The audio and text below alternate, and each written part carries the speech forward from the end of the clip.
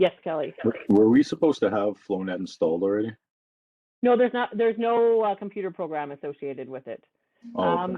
Yeah, usually in class we do have a program that we use as well to augment hand drawing of flow nets, but because we can't interact in person, I eliminated that portion just because it would create too many headaches for you guys, and then I'm not there to provide technical support. So sometimes I have to go in and do minor modifications to the program file, and with us not being able to meet in person, I just got rid of that part. So it's all hand drawings. Okay, thanks. Yeah, no problem. Yeah, usually we have like a slope W unit as well on like using a computer program, and then also consolidation. And it's in the GeoStudio suite, but we couldn't do that this year. Or I didn't think it would be a good use of our energy, we'll put it that way. Okay, we have 23, the rest can join whenever. Okay, I'll open up my chat. Okay, so as I mentioned, the first hour we'll be discussing flow nets. So you're probably wondering, why in the world do we ever use flow nets? Flow nets are a great tool. They help us make estimates of seepage that you may encounter under a wall. So like say, for example, a sheet pile wall, an embankment structure. So maybe you have a flood protection dike or an embankment dam, or also dam structure, so a concrete dam, or even an earth-filled dam. They're great tools that we can use to calculate seepage under these types of structures. So flow nets are sketches, and they show two things. The first thing that a flow net shows is contour lines of total or hydraulic head. So I usually refer to it as total head, because in my mind, I think that's easier based on what we have learned in hydromatics. So this, for example, is an equipotential line, and this represents a line of total head. So the line that I've drawn in red is an equipotential line. The line that I will draw in purple is a flow line, and sorry, this is my, try to stay in the line. And a flow line represents the path that a molecule of water would travel as it travels from the side of your structure that has high hydraulic gradient to a lower hydraulic gradient. So it's the path that this molecule of water, when it enters the system at this point, that it would travel from the upstream side to the downstream side. So you generally have a higher hydraulic gradient on the upstream side of your structure than you do on the downstream side of your structure. You can also see that your total head is also different on your upstream side. It's higher on your upstream side than it is on your downstream side. So that's what flow nets are. They're sketches that represent your total your total head, and your equipotential lines represent your total head, and you have flow lines, and this represents the path that a molecule of water would travel as it travels from your high hydraulic gradient to your low hydraulic gradient. Flow lines, they are defined channels along which your volume of water is constant. So along that flow line, so as your molecule of water is traveling from the upstream to the downstream side of your structure, the volume of water that travels along that flow line is always constant. However, with your equipotential lines, there is no flow along those equipotential lines. And that's because your equipotential lines represent a line of total head. And that equipotential line has the same total head along it. So if it has the same total head, there's no hydraulic gradient difference, so you can't have any flow because you're not traveling from a high hydraulic gradient to a lower hydraulic gradient or a higher head to a lower head, because the head along that line is the same. So if you were to install a standpipe along an equipotential line, your water would rise to the same elevation in each standpipe. So I'm going to show you this with the IPVO because I think I drew a little sketch because I think this will help. I'm just going to stop sharing my screen. I'm going to go back.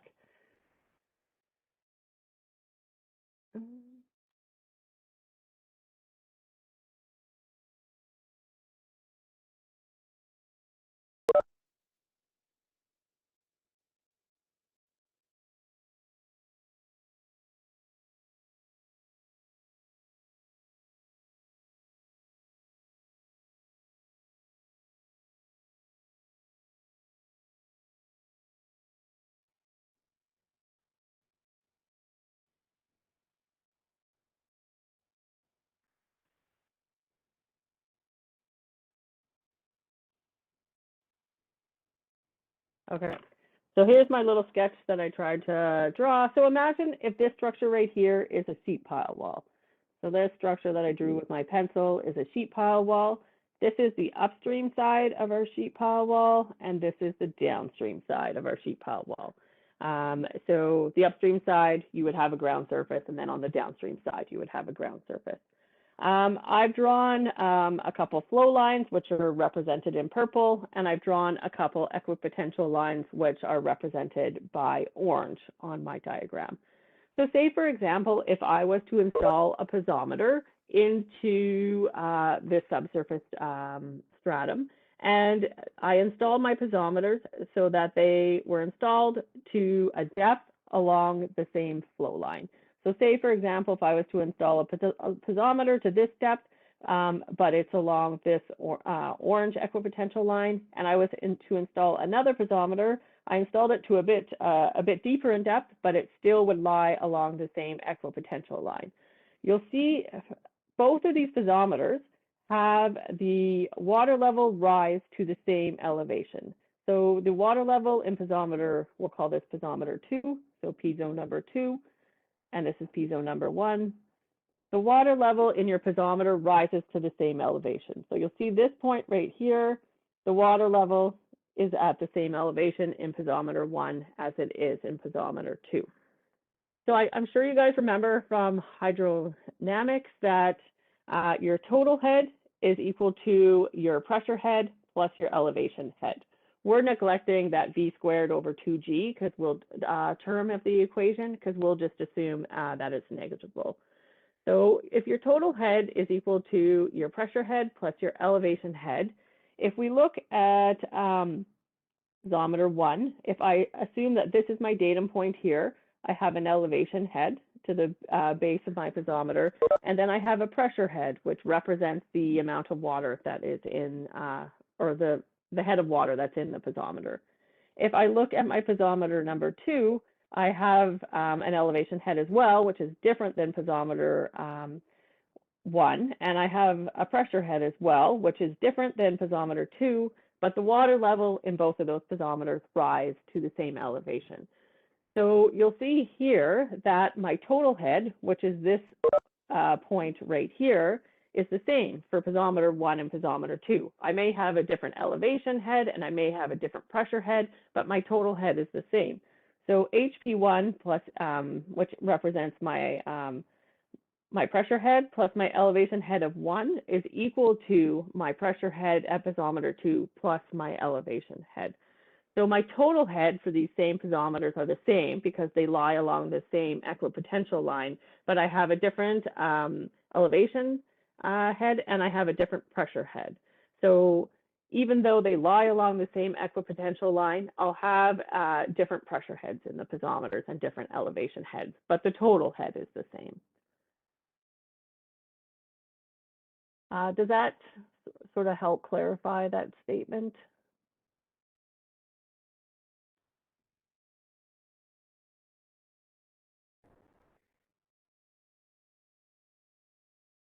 Does anyone have any questions on the schematic? Or I guess the statement that if you installed a standpipe piezometer to the same equipotential line, that you would have the same total head.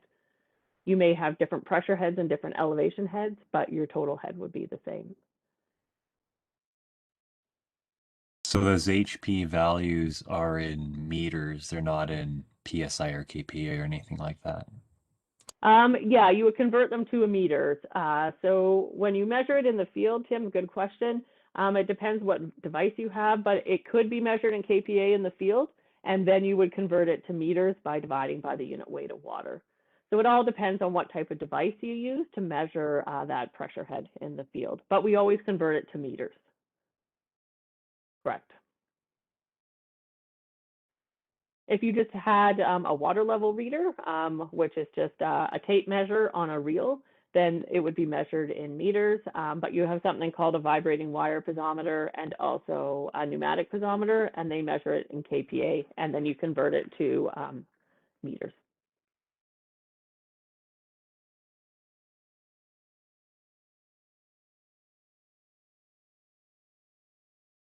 So that's what this statement here is just saying, that you would have the same total head along that equipotential line, but your pore water pressure would be different, and that's because your pressure heads are different.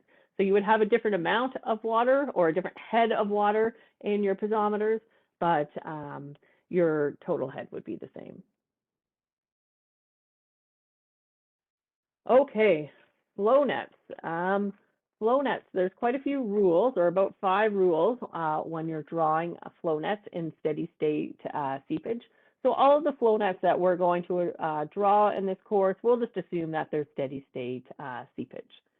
So the first rule is a flow line, well, it's not really a rule, but a flow line is a path of a particle so that a molecule of water would follow in the course of seepage through the soil. So the molecule of water always flows from high head to low head.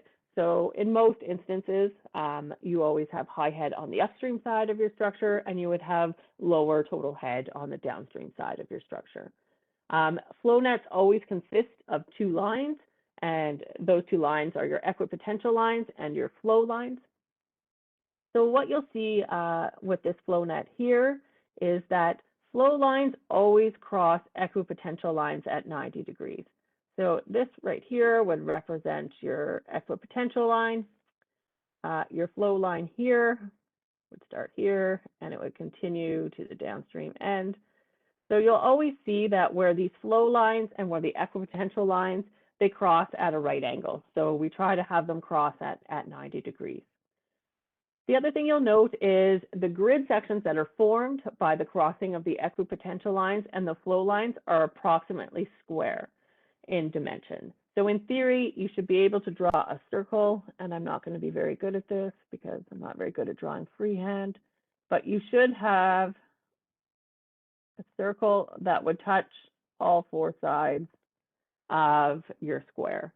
So when they're square in shape, you should be able to, in theory, draw a circle that just touches all 4 sides.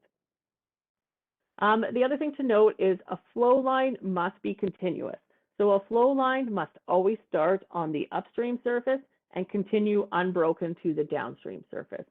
So you'll see on this example here, I have 3 flow lines. And you'll always see that these flow lines, they start at the upstream end and they continue unbroken to the downstream end.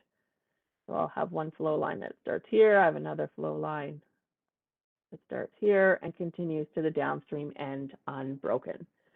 So flow lines always have to be continuous. They always have to start at your upstream end, so your at your high total head, and continue unbroken to the downstream end where you have your lowest total head. So this is just a schematic of what you are not to do. So as I mentioned, your flow lines always must start at the upstream end and continue unbroken to the downstream end. So you'll see here, this is an example of a good flow line because it starts at the upstream end and continues unbroken to the downstream end. This flow line here is not a correct flow line because it's starting sort of like adjacent to your structure. So your flow lines don't start adjacent to your structure. They always have to start at your upstream end. So if you started your flow line here, that would be correct. You just can't start it immediately adjacent to your structure. This flow line here isn't correct because you can't start or stop a flow line either on the sides or at the bottom of your area. So these flow lines aren't continuous. So those wouldn't be representing correct flow lines. So flow lines must start where the water enters the soil and it ends where the water leaves the soil. So you're flowing from a high head to a low head or a high hydraulic gradient to a lower hydraulic gradient.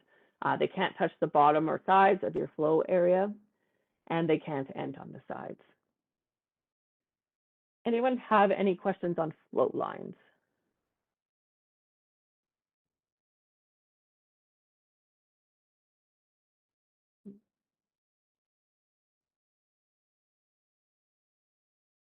Okay, this is just the rules for a steady state flow net, which I've already discussed. This is just it in words, so I tried to describe it in a schematic first. So if you want, you can just review this on your own time.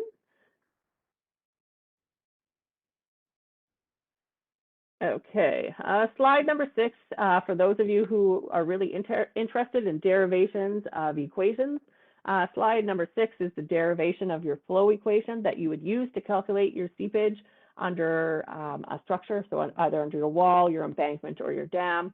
I'm not going to go through this. I'm not going to test you on it. This is just for those who are interested.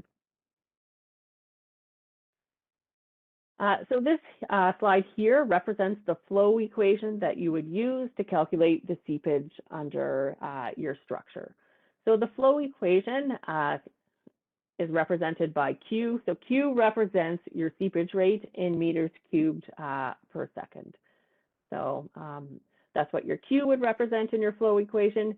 K represents your hydraulic conductivity in meters per second. So when you're calculating your Q value using a flow net, your K value would always be given to you in the problem. Delta H represents your head drop from the upstream side to the downstream side. So your total, so your head on the upstream side should always be higher, hopefully, than your head on the downstream side. If not, you're in big trouble. So delta H represents your head drop from the upstream side to the downstream side. That's generally not given to you in the problem. You can look at the schematic that's provided and calculate what your head drop is. NF represents your number of flow paths. So NF is always smaller than ND, and you calculate your number of flow paths after you've drawn your flow net. And ND represents your number of equipotential drops. So your equipotential drops represents your head drops from the upstream side to the downstream side. So your ND value is always higher than your NF value.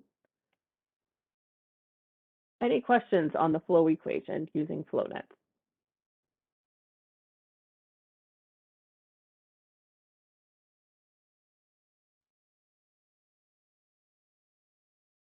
Okay.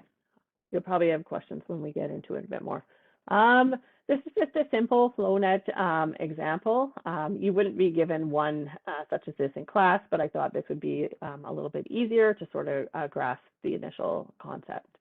So you'll see here on the upstream side, our head is 10 meters.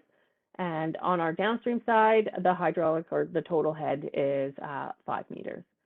So you'll see here that I've drawn contour lines of hydraulic head that are evenly distributed between the upstream end and the downstream end. So you'll see here. So this line here represents our total head of 10 meters on the upstream side, and you'll see that I've drawn 5 equally spaced lines between the upstream side and the downstream side. And these lines here represent my total head at that point. So at my upstream end, my total head is 10 meters. At the downstream end, my total head is 5 meters. And I have other equipotential lines that were drawn, and they represent a total head of 9 meters, 8 meters, 7 meters, and 6 meters. So my head difference between my upstream side and my downstream side is 5 meters, because it's simply 10 meters minus 5 meters. And you'll see that my equipotential lines are equally spaced. You'll also see that I've drawn flow lines in this example here, and the flow lines are represented by these 2 lines right here. And you'll see that my flow lines and my equipotential lines cross at 90 degrees, and that where my flow and the shapes that the intersections of my flow lines and my equipotential lines create, they're approximately square in shape. So if I'm going to use this example to try to calculate the seepage using the flow net that I've drawn, my first step would be to determine the head difference between the upstream side and the downstream side. So you'll see in this example problem here, on the upstream side, my total head is 10 meters, and on the downstream side, my total head is 5 meters. So the head difference between my upstream and my downstream side is 5 meters. The next thing that I would like to do is to calculate my number of equipotential drops. So on the previous slide, I denoted that we had equipotential lines, and they were denoted by the red. So I have a line here, here, here, and here. And I'll say this is an equipotential line, and this is an equipotential line as well. So I want to determine how many head drops I have between my upstream end and my downstream end. So you'll see here that when I've drawn my flow net, I have 5 squares that were formed by the drawing of my equipotential lines between the upstream end and the downstream end. So the number of head drops that I have between my upstream end and my downstream end is 5. So the number of equipotential lines that I have is 5. So I have 5 squares, 1, 2, 3, 4, 5. So my ND value, so the number of head drops is 5. So if I look at this again, and I'm going to draw, I won't take this, my flow lines in this example. So I've drawn my flow lines. I then need to determine what my NF value is. So NF represents the number of squares that were formed by the drawing of my flow lines. So you'll see here that I have 1, 2, 3 squares that were created by drawing my flow lines. So then I know then my NF value is equal to 3.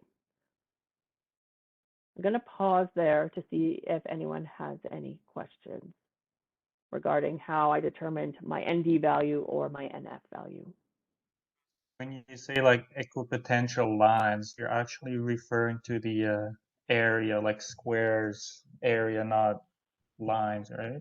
Correct. So yes, correct, Fabian, that's correct. It is represented by the squares. So in essence, it's the number of squares that are formed by the drawing of those equipotential lines. Correct. So in this example, are we assuming that water goes from that first elevation of 10 meters, goes down in through the soil, comes back up to the elevation of 5 meters? Like, I don't think that's possible. Yeah, don't get lost in the semantics of this, Tim. I'm just trying to show you an example of how you would do the calculation. This isn't a real life example. I'll give you real life examples that may make more sense. So here I'm just trying to illustrate how you would count your number of equipotential lines and your number of flow lines and how you would determine what your head difference is. I understand that, if soil is really dry, it can create like a section, right, and draw it up, but Yeah, that's not really happening here. yeah. No, that's not what I was trying to illustrate with this. You are correct. So how do you know when drawing a flow net how many flow lines there are? We'll get into that, Sean. So Okay. I'll go over an example where we will walk through drawing of a flow net. Like Sean, it is a lot of trial and error and a lot of erasing and a lot of cursing. All right. Yeah. So I'll give you some tips and tools of the trades that I've learned over the years when we walk through as a class the drawing of one flow net with one of the example problems. It does take a while. So it can take up to half an hour to 45 minutes to draw one flow net. It's not a short process.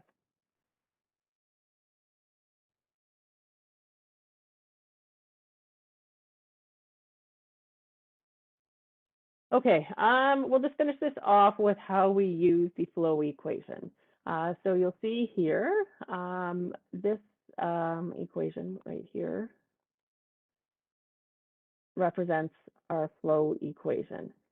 So in this example problem here, your hydraulic conductivity for this soil mass was given, so it's 5 times 10 to the minus 4. We know what our head drop is between the upstream and downstream side. We know our head drop is 5 meters. We know that the number of squares that were formed by the drawing of the flow lines is 3, and we know the number of squares that were formed by the drawing of the equipotential lines was 5. So we would just, it's called GeoStudio, it's called CW. So we would just plug and chug these numbers through the equation, and we would calculate that our seepage would be 0.0015 meters cubed per second. So that's generally, or that is how we use the flow equation.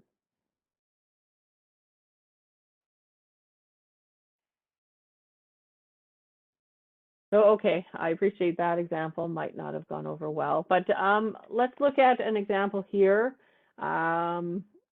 with this sheet pile wall. So this is a sheet pile wall example. The flow net isn't drawn in its entirety, so don't assume that this would be the flow net. This sheet pile wall example, your flow is going to be from your high hydraulic head to your low hydraulic head. So you would have water that would enter your system at point A, and it would seep and flow through the soil mass to point B. So your total head on the upstream side at point A is 10 meters, and your total head on the downstream side at point B is 4 meters. The thing to remember with equipotential lines is equipotential lines don't have to be whole number intervals. So the contour lines you draw don't need to represent a whole number. You could whole number intervals of hydraulic head. Your spacing is defined by the ability to draw squares with the flow lines. So there is the potential, say, for this problem here, one of our equipotential lines at the start of the system, or our total head, is 10 meters. The next equipotential line we have is at 9.25 meters. The next one is at 8.5. So they don't have to be whole numbers. It doesn't have to be a 10, a 9, an 8, and a 7, and a 6. You might have 10 meters, and then you might have 9.6 meters, and then you might have 9.2 meters. So that's just one thing to take note when you're drawing. Your equipotential lines don't have to be a whole number.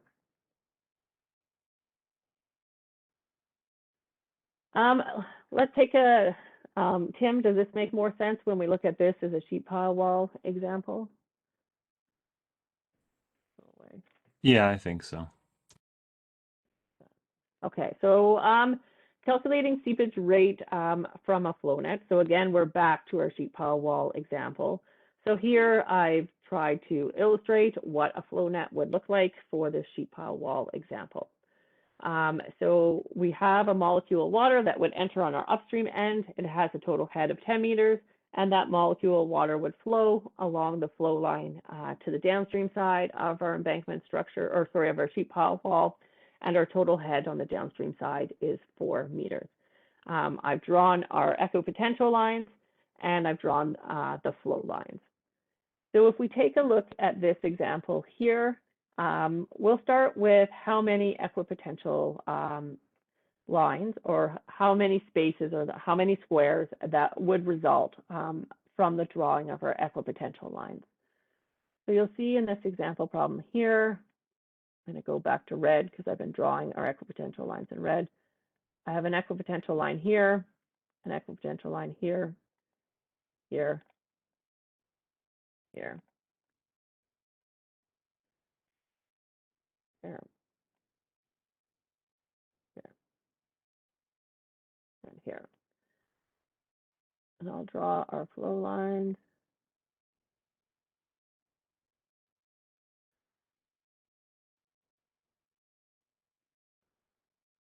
I've drawn the flow lines in purple, the best of my ability. Anyways, so you'll see that I have approximately square shapes that were formed by the intersection of these equipotential lines and of these flow lines.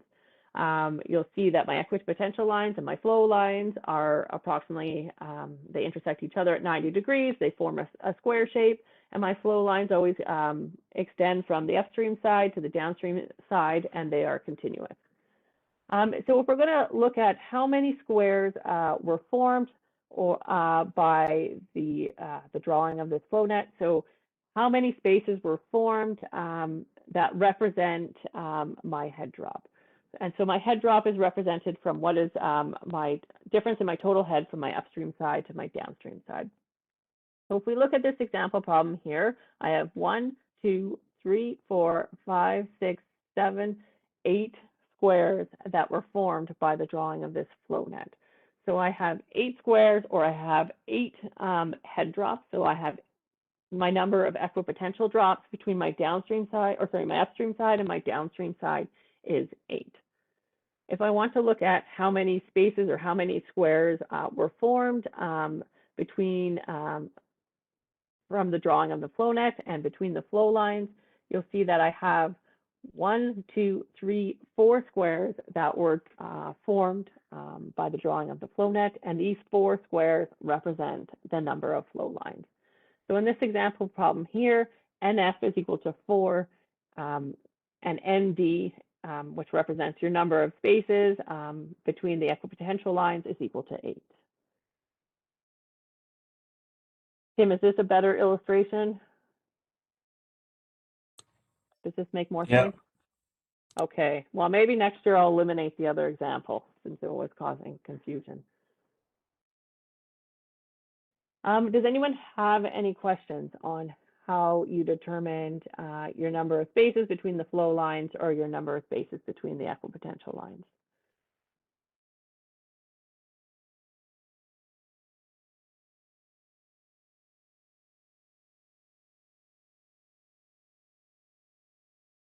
Did you guys do anything like this in Mike Rob's class?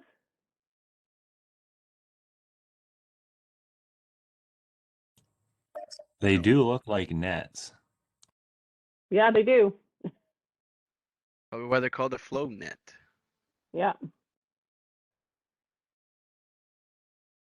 Did you guys do this in Mike's class? No. No, I don't think so.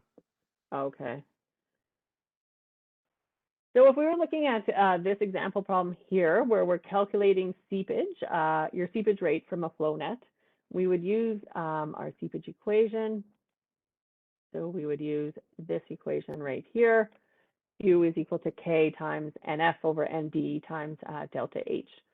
So in this example problem, K would always be given to you, or in any problem where you're calculating your seepage rate, you would always know what your hydraulic conductivity value is.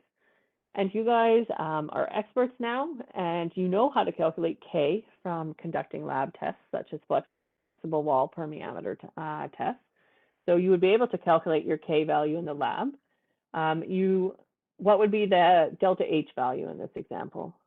What's the difference in head between my upstream and downstream sides? 6. Correct. And how many squares are formed by my flow lines?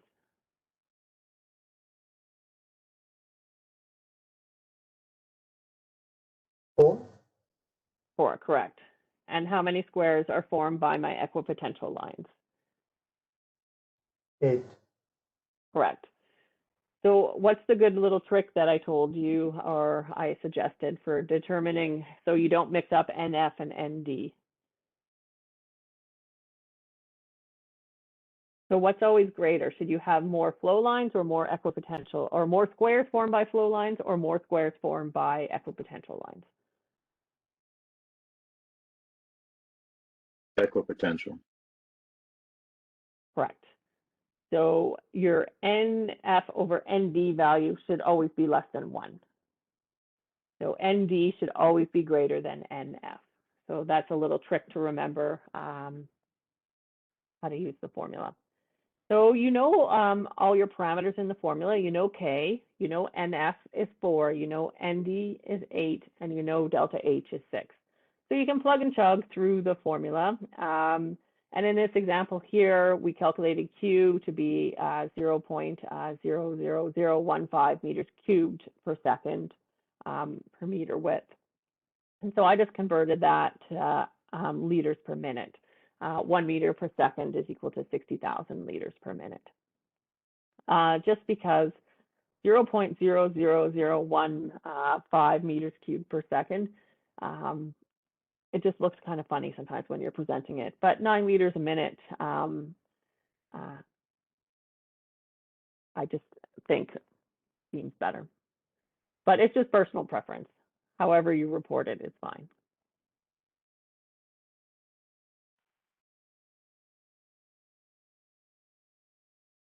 Okay, half of flow lines. So sometimes it's difficult to make all flow lines create square sections. So if the length of a line is about twice as long as the width for a section in a flow path, it could be counted as half a path. So if we look at this bottom section here, we'll look at this down here. So you'll see here, this shape down here, it's not really square shaped, it's more rectangular shaped. but you'll see that the length of this square here is about twice as long as the width. So therefore, we would just count this bottom section right here, or so we would just say that this would only represent half a square.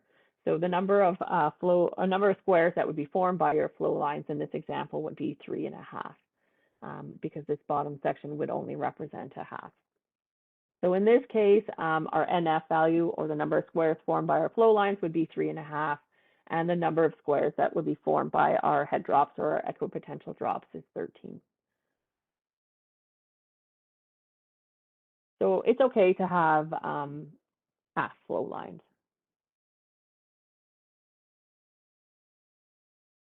Anyone have any questions on half flow lines or anything that we've done this morning so far? So how do you actually determine how many to draw? I'm getting to that right now. Okay.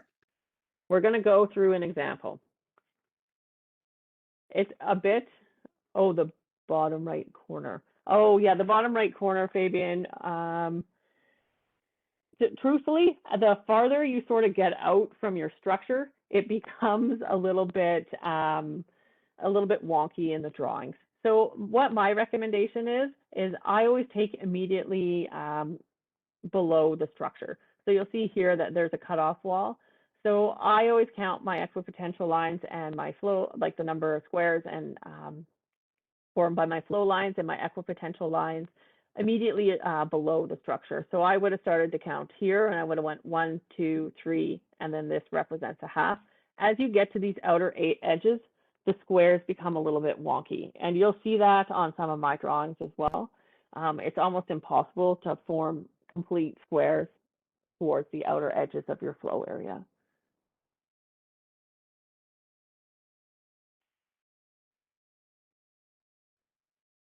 Okay. Let's get into drawing.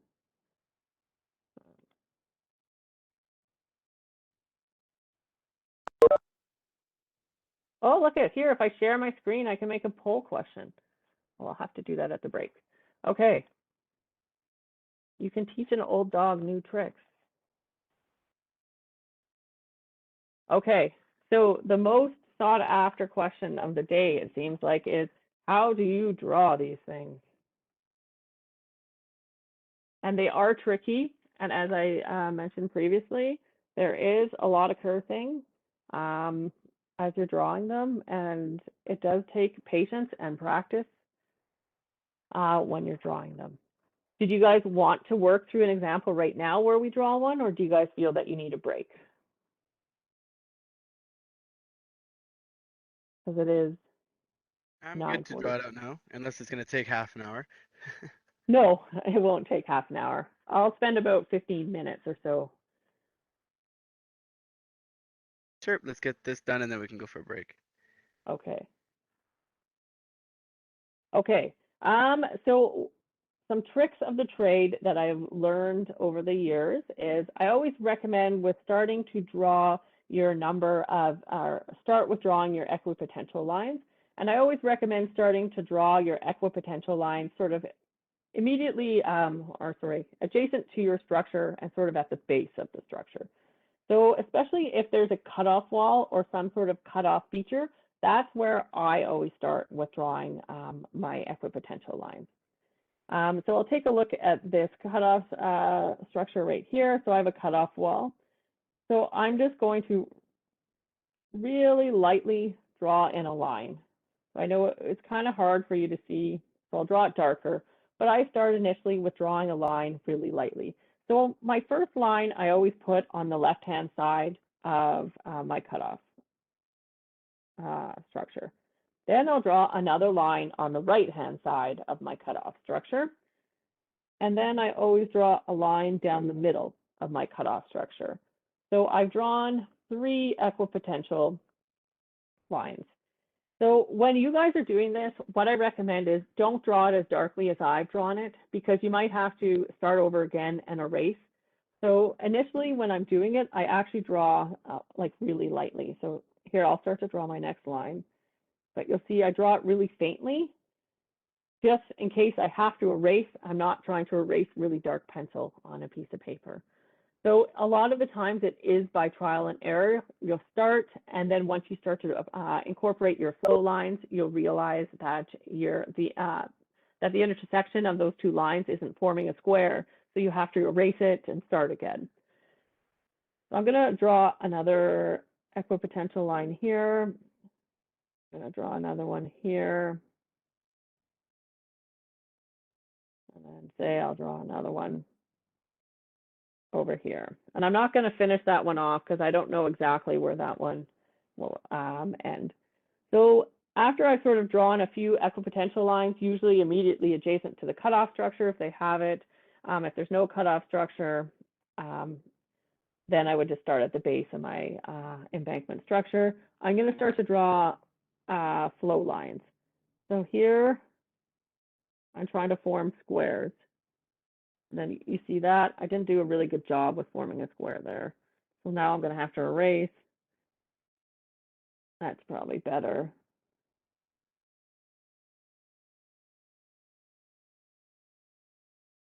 So then I draw another flow line. And okay, so then you see I didn't do a really good job of drawing a square. So now I have to erase this line and then sort of come back in and redraw my flow line. So then, okay, that looks okay. But oh, I don't really like that. So then I come back in and I sort of change my flow line location. So then I draw this down here again. Okay, those look okay.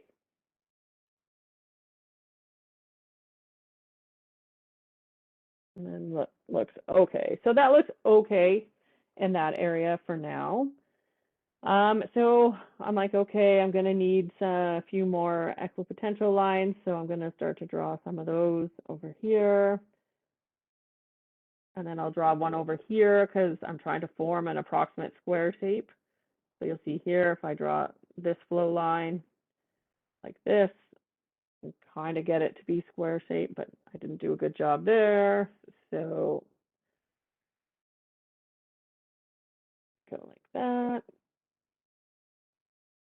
Draw another one here.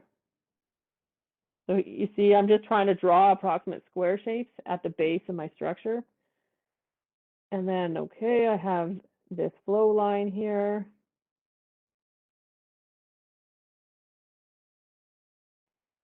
I would have another flow line.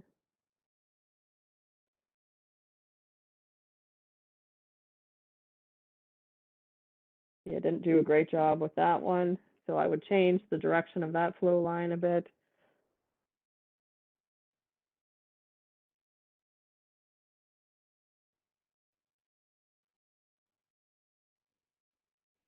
So you'll see it's just a lot of trial and error and adjusting your equipotential lines and your flow lines so that they actually intersect each other to form the squares, that they intersect each other at approximately the 90-degree angle.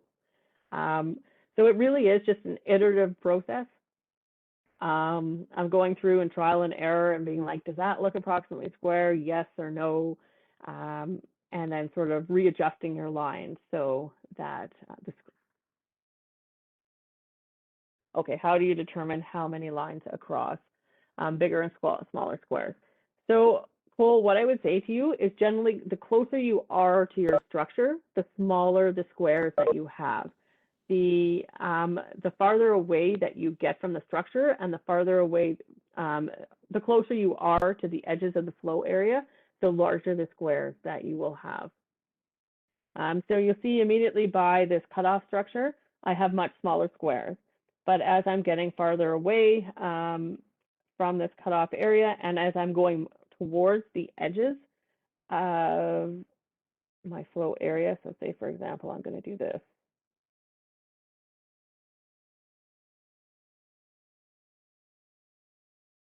Just draw this. Probably didn't do a good job of here.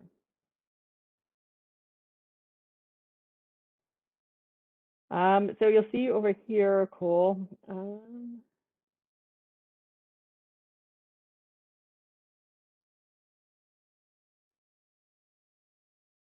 just roughly drawing this.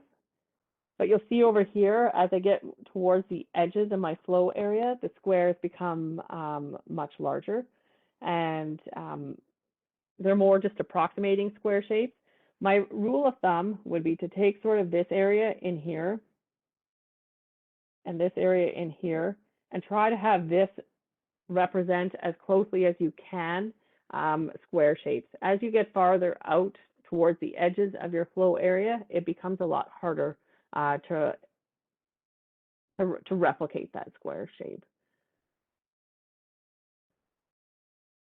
The other thing I'd like to say, Cole, is to look at how do you determine how big or small your squares are. You can draw them bigger or smaller because if you look at the equation, it's Q is equal to K times NF over ND times delta H. This right here is just a ratio. So if I wanted to draw bigger squares or smaller squares, that would be okay because it's simply a ratio. So the size of the squares isn't as important as the actual formation of the squares. Elena, like the flow lines, can they go up and then flatten out and go up again? So, or it has to just keep on going like on a curve? Like, so this one right here, this one goes up and then it flattens out and then it kind of goes up again. So flow lines don't have to be like exactly horizontal. Flow lines can take different directions. So for example, if I take a look at this flow line, I would draw this one coming down like that. That one coming down like that. Get rid of that because I think that will make it confusing.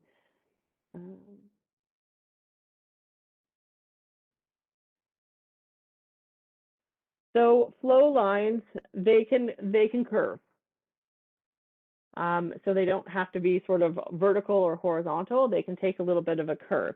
So you'll see, for example, imagine if you were the molecule of water and you were flowing under this cutoff structure. So you would flow under this cutoff structure, but you would see if you're a molecule of water, you're going to be like, great, I don't have this flow structure impeding me anymore. And water's lazy, right? It likes to follow the path of least resistance.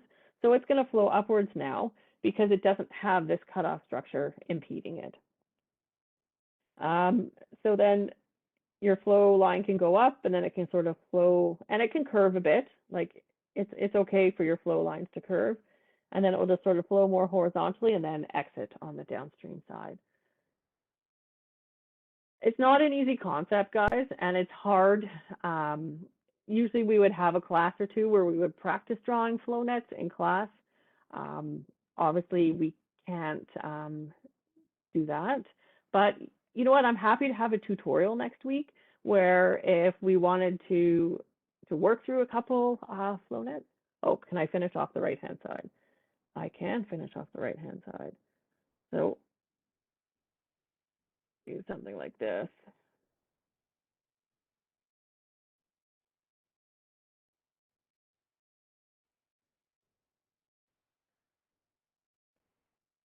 Like that.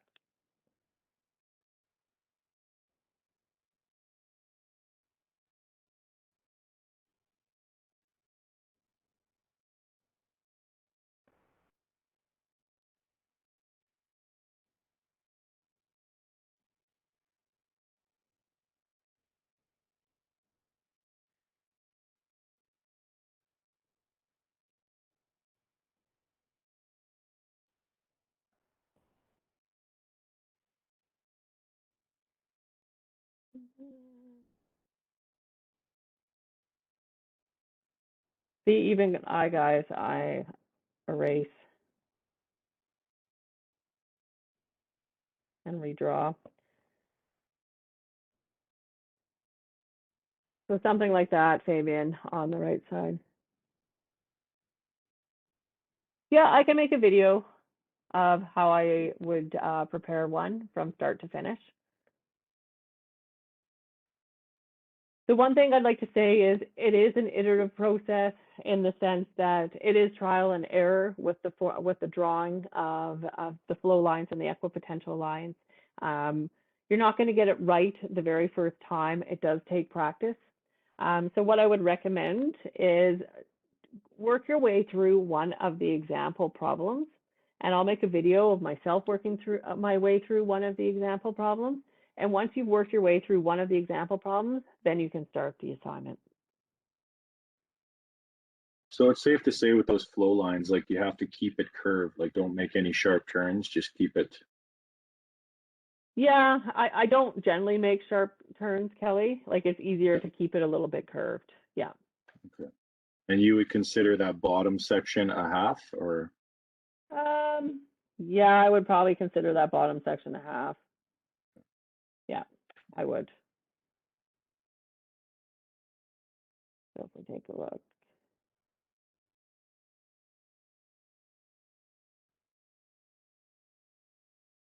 So I would have something that,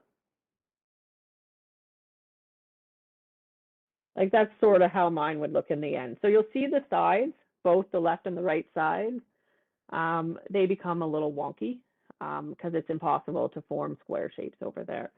But so say, for example, we were to look at this, I would say 1, 2, 3, 4, and I would say this is about a half. And then this would be 1, 2, 3, 4, 5, 6, 7, 8.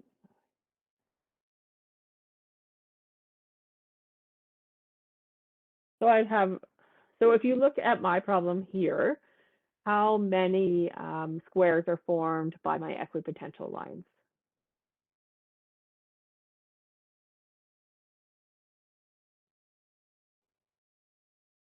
Correct. There's 17 squares that were formed by my equipotential lines. So how many squares were formed by my flow lines?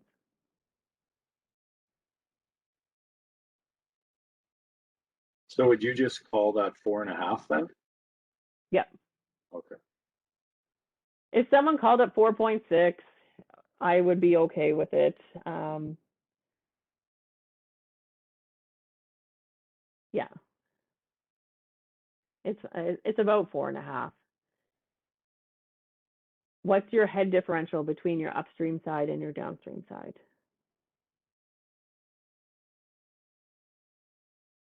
So correct, it's 6 meters. And K would be given to you in the problem. So you know from drawing your flow net, you know what NF is, you know what ND is, and you know what delta H is. And K would be given to you. So you could go through using this flow net and calculate your Q value.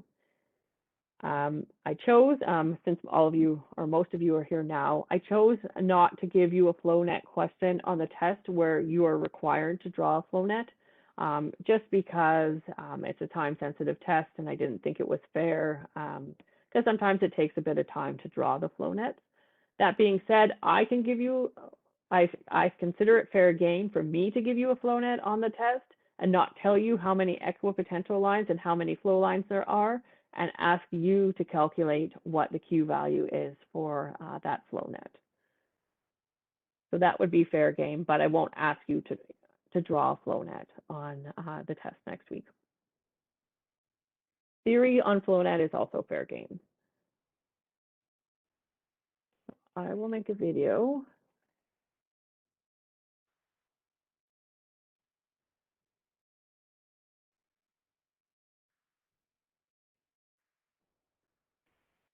And really for you guys, it's just practice at this point. Spend an hour or so working your way through one of the example problems, getting comfortable with drawing equipotential lines and flow lines. As I mentioned, the NF to ND is really just a ratio.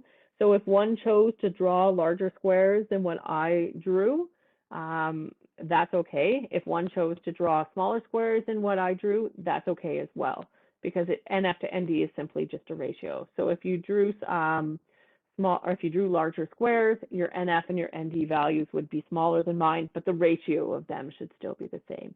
If you chose to draw smaller squares, your NF and ND values would be larger, but again, the ratio should be fairly consistent with the ratio that I have obtained here.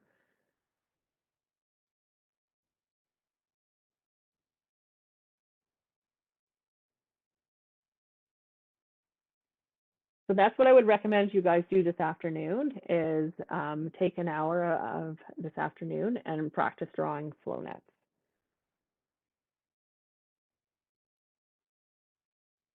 Anyone have any questions about drawing flow nets?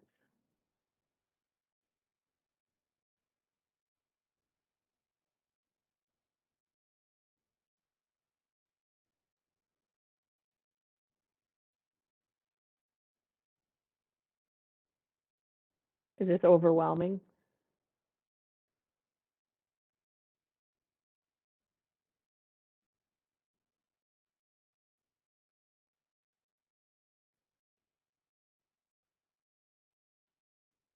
Does the theory behind it make sense? Let's start with that. Does the theory behind it make sense?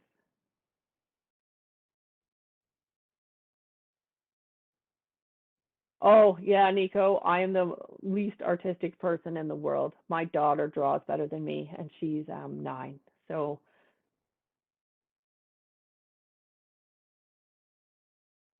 and you saw me, like even myself, I've done this for a while. I still have to erase lines and sort of start to redraw flow lines or equipotential lines. So that's where I recommend don't like go really heavy with your pencil. Just draw lightly with your pencil so that you have the ability to erase and sort of start again.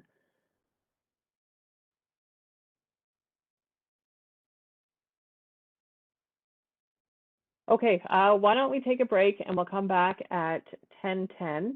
And at that point, we will go over quickening. So it's another calculation that we can do from our flow nets to determine if we're going to have issues with seepage or not.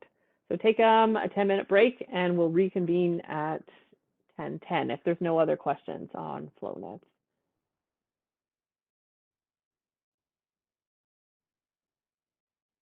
I've also posted a link. So at the end of the PowerPoint presentation, there is also a link as well on drawing flow nets. And then I'll make a video of myself going through the process of drawing one of our example problems. So take a break and we'll come back. I've talked, so we'll come back at 10:15 then.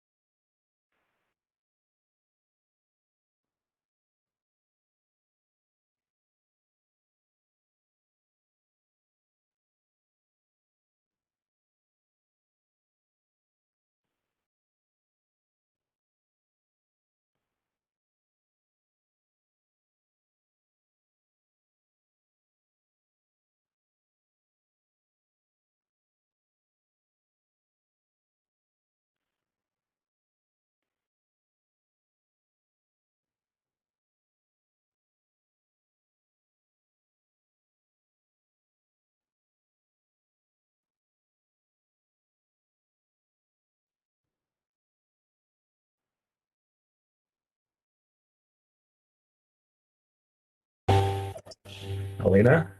Yes. Hi. Quick question. Sure. Is there any chance to find that software? Is it free or no? I mean, for that assignment, can I, let's say, use that software, explore it, figure that out, and just draw it? I mean, I would hit two birds with one stone. I will learn the software and will make a correct flow net assignment. Yeah, so I chose not to purchase the software this year, and it used to be free of charge. It was a Canadian company that was bought out by a mega conglomerate, who then were going to require us to pay for the software this year. I chose not to purchase it this year in the sense that we weren't meeting in person, and there's lots of issues that can result that I kind of needs a hands-on approach to sort of fix the file. So I just thought it would cause more frustration than not. So no, I didn't purchase the software. Okay, no, you can't. I just wasn't sure if it's free or not. Okay, all right, I got it. All right. It was free until they were bought by Yeah, it always happens like that. They were so like they're so nice, and then yeah, they got bought out, and then the rules all changed. Okay, I see. All right. But what do you think? Like, this assignment is 8 or 9% worth. So, what do you think? How long should it take on average to to figure this out and to like to get a decent mark on that? Like, how many hours? What do you think? Um, I would think if you did an hour or two of practice, and then you worked on the assignment and you took advantage of, me being available and me willing to assist you, Yeah. then I think it will be fairly easy to get 100%. Okay. So, a couple days of work then? I wouldn't even say a couple days of work. I would say a couple hours worth of work. Oh, okay. All right. Well, okay. I'll We'll go start. 4 tops to be conservative. We'll Yeah. say 4 tops. Okay. Sounds good. All right. Thank you. Okay, no problem. Oh, how do I get my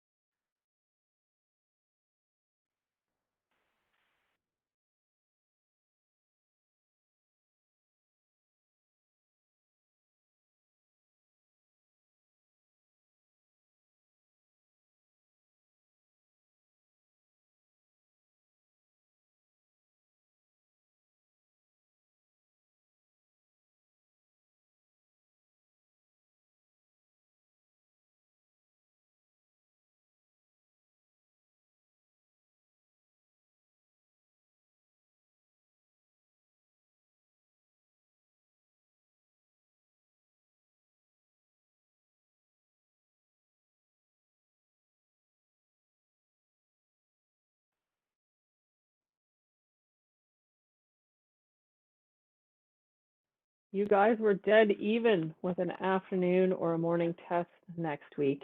The test next week will be an hour and a half. The test next week will be a little bit different than the other tests that we've had, as about 40% of the test will be theory and about 60% will be calculations, or I think it's 45-55. So 45% of the test will be theory and 55% of the test will be calculations. That's because I pulled the FlowNet out of the test, so there's more theory than usual.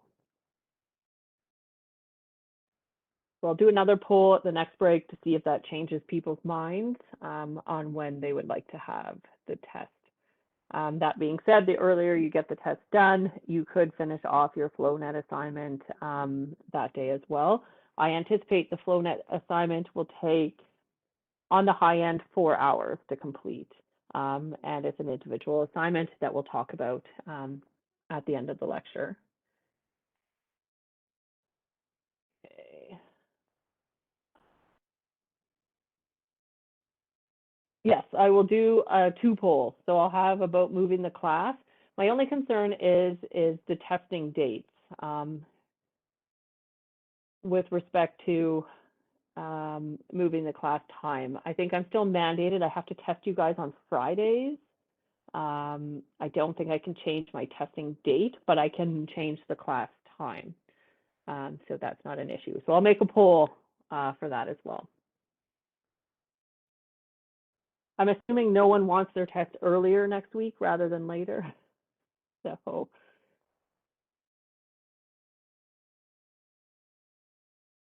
okay, we're now going to talk about quickening. So I'm going to do a bit of a review on the effect of high pore water pressure on strength. So if you guys recall from the first 6 weeks of the course, we talked about total stress, effective stress, and pore water pressure and its impacts on soil strength. So we discussed that the higher the pore water pressure you have, the less particle-to-particle contact you have, and therefore you have a lower soil strength. So as you have increased pore water pressure, you have a lower effective stress. The less particle-to-particle contact that you have, the less resistance to shearing that you have. So therefore, that means that the less particle-to-particle contact you have, the less friction you have between the particles and the lower the shear strength that you have. The lower the pore water pressure you have, the higher the friction you have between the particles, and you have a higher effective stress, and therefore you have a higher shear strength. So let's look at this in terms of liquefaction. We're quite fortunate here in Manitoba. We generally don't have to design for earthquakes in the National Building Code. They changed that slightly, but our peak acceleration during the design for earthquakes is minimal in Manitoba compared to if you look at Vancouver. Liquefaction occurs when the structure of a loose saturated sand breaks down due to some rapid applied shear loading, such as during an earthquake. So when there's an earthquake, you're generating excess pore water pressure from that applied shear loading. But that pore water pressure that's being generated, it doesn't have time for that water to be squeezed out of the pore space. So that water becomes trapped, and therefore you have an increase in pore water pressure. Because you have that increase in pore water pressure, you have less particle-to-particle contact, and therefore you have a lower shear strength. And during an earthquake, there is the potential that the shear strength of your soil is reduced so significantly that it doesn't have the required strength to hold the building that's been constructed on it. We generally only see liquefaction in cohesionless soil, so in sands and silts. Has anyone here been to the Vancouver airport?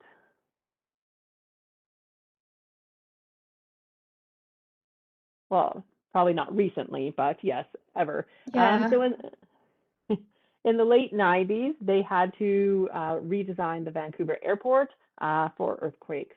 So when they built the new terminals, they had to design for the earthquakes, and they had to basically simulate an earthquake so that the cohesionless material, so they vibrocompacted that material, so that's what it's called. So they basically simulated an earthquake, so they squeezed out any pore water pressure that was in the soil, and they also compacted the soil through the vibrocompaction process so that if there was an earthquake or there was any applied shear loading, there wouldn't be that ability for that excess pore water pressure to be generated. And so they wouldn't have that liquefaction process during an earthquake under the structures at the Vancouver airport. So they had to go through that in the late 90s. Same with if you hear of the building codes for Vancouver, I think they were talking about twinning the Lionsgate Bridge or building a new bridge. And I think it was going to cost more to actually twin the bridge, the Lionsgate Bridge, and bring it up to code than building a new bridge. But the environmental impact of building a new bridge was beyond what the residents were willing to observe.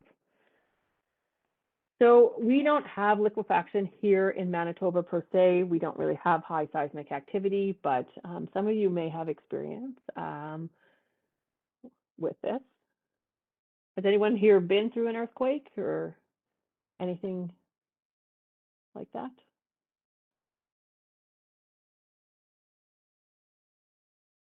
Yeah, many times. Several. Oh yeah, Nepal would have them.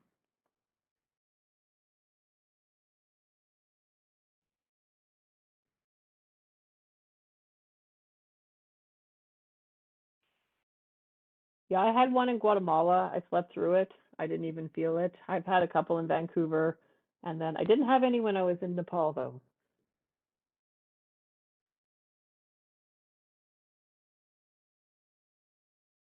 Oh, goodness. Yeah. I think they would be kind of scary. Influence of seepage on effective stress. So previously when we were talking about effective stress, we talked about it in terms of a static groundwater level.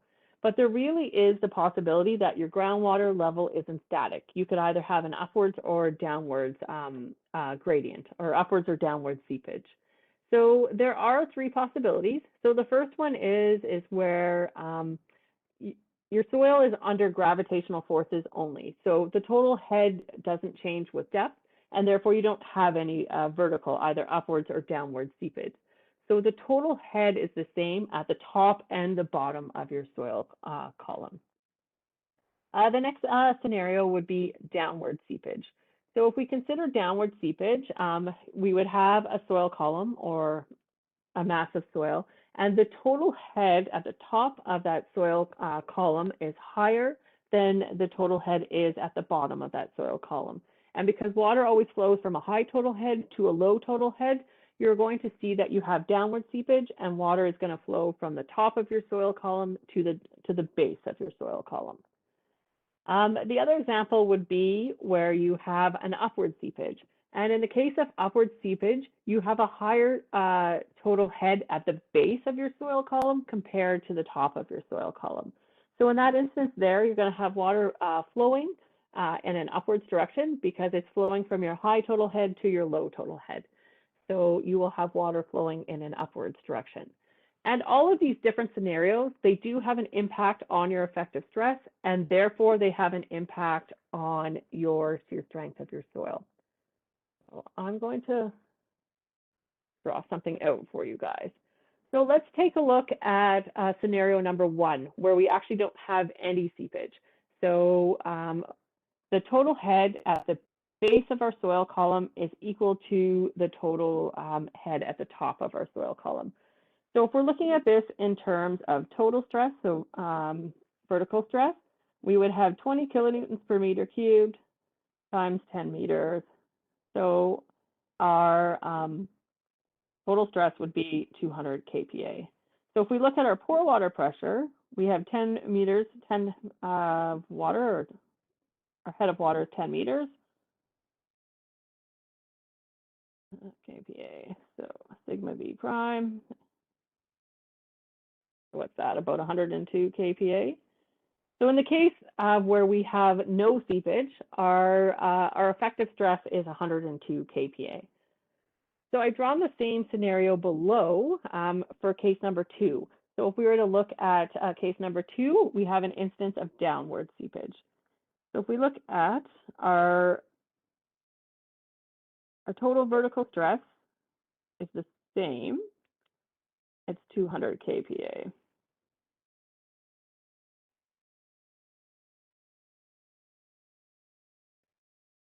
My pencil lead just died. Okay. So it's 200 kPa. What's my pore water pressure in this instance? What is my head of water at the base of this soil column?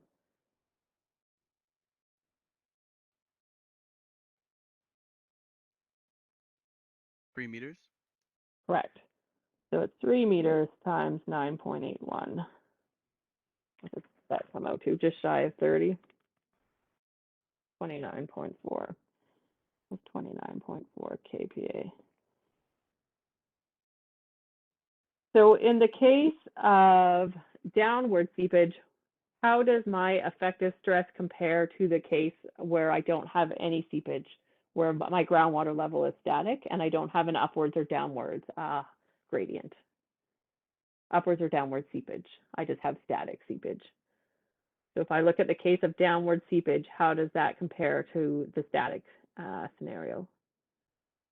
So if my effective stress is the same, because I have a 10 meter soil column, but the pore water pressure at the base of that soil column is only 29.4 kPa.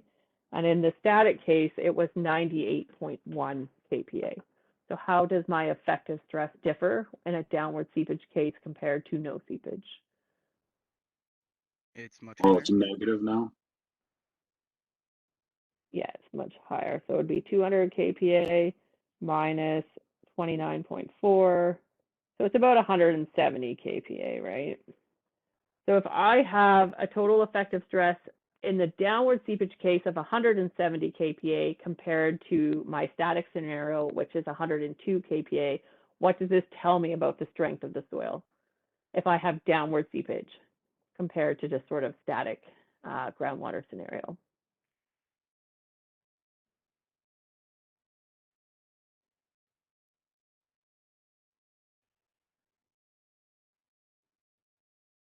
So my effective stress in the downward seepage scenario is 170 kPa, and in the static scenario, it's 102 kPa. So what does a higher effective stress mean? Is that a good thing or a bad thing?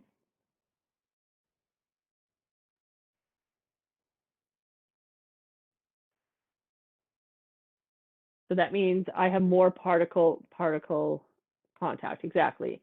So if I have a higher effective stress, I have more particle to particle contact, so it can resist more. It has more frictional resistance. Yes, and it has less pore water pressure. So that means, what does that mean about its strength? Is it higher or lower than case one?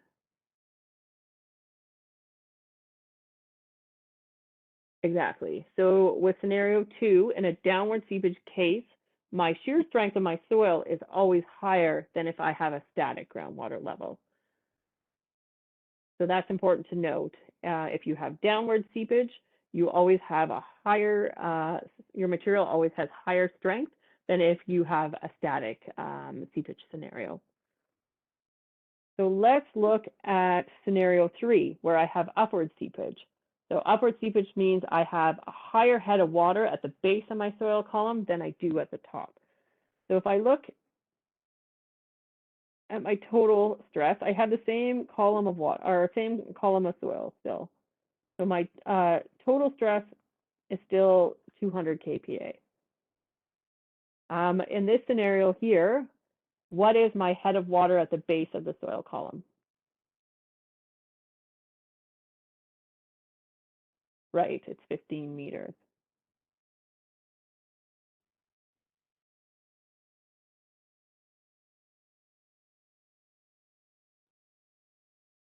So that means my pore water pressure in this scenario is about 147 kPa.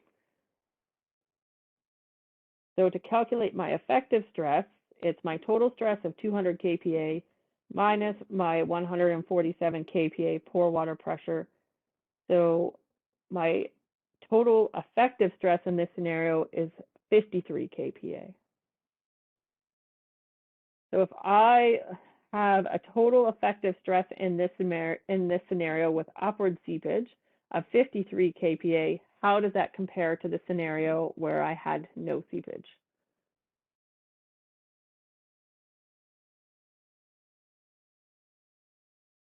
Right.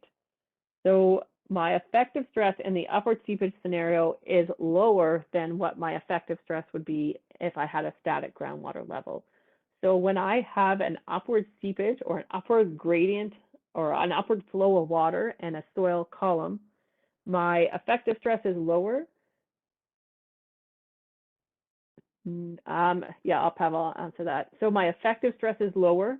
So that means I have less particle to particle contact with my soil mass. So there's less frictional resistance to shearing. So therefore I have a lower shear strength. No, it doesn't always apply to sandy soil. A lot of the clay material in the Red River Valley has an upward gradient. So we see upward seepage with the clay material in the Red River Valley. The till material as well in the Red River Valley, it is a siltier material. It has an upward hydraulic gradient, but so does the clay material.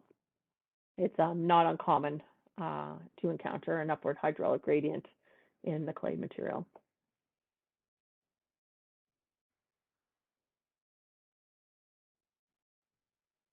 Anyone have any questions regarding static groundwater levels. So this no seepage refers to static. So there's no gradient, there's no upward or downward flow of water. It's static.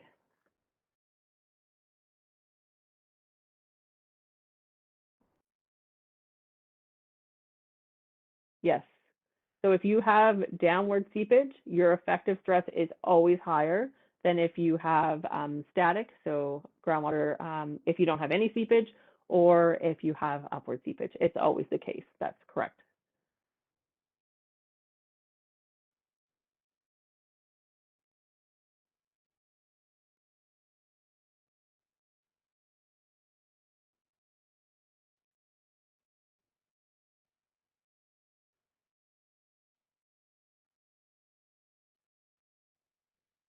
Yeah, so Q, I think K is Q.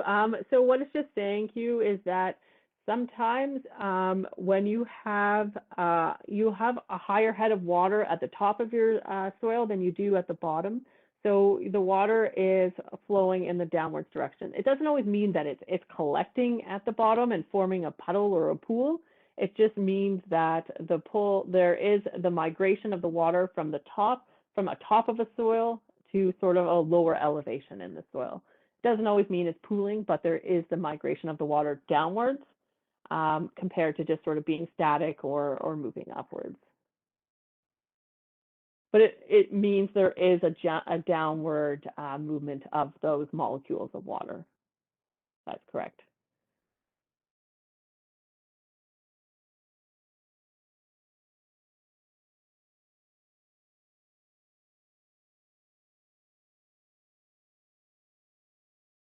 Remember, water is lazier than human beings. So water always flows along the path of least resistance. So whatever is the easiest path for water to travel along, it will travel along. Yep, that is possible. There are instances when basically your effective stress goes to zero and you have no strength. We have seen negative values, not overly common, but there is the potential for it to happen.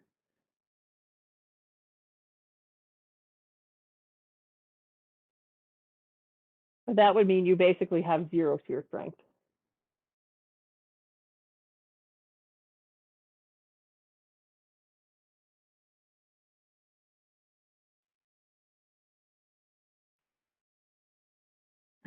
Okay.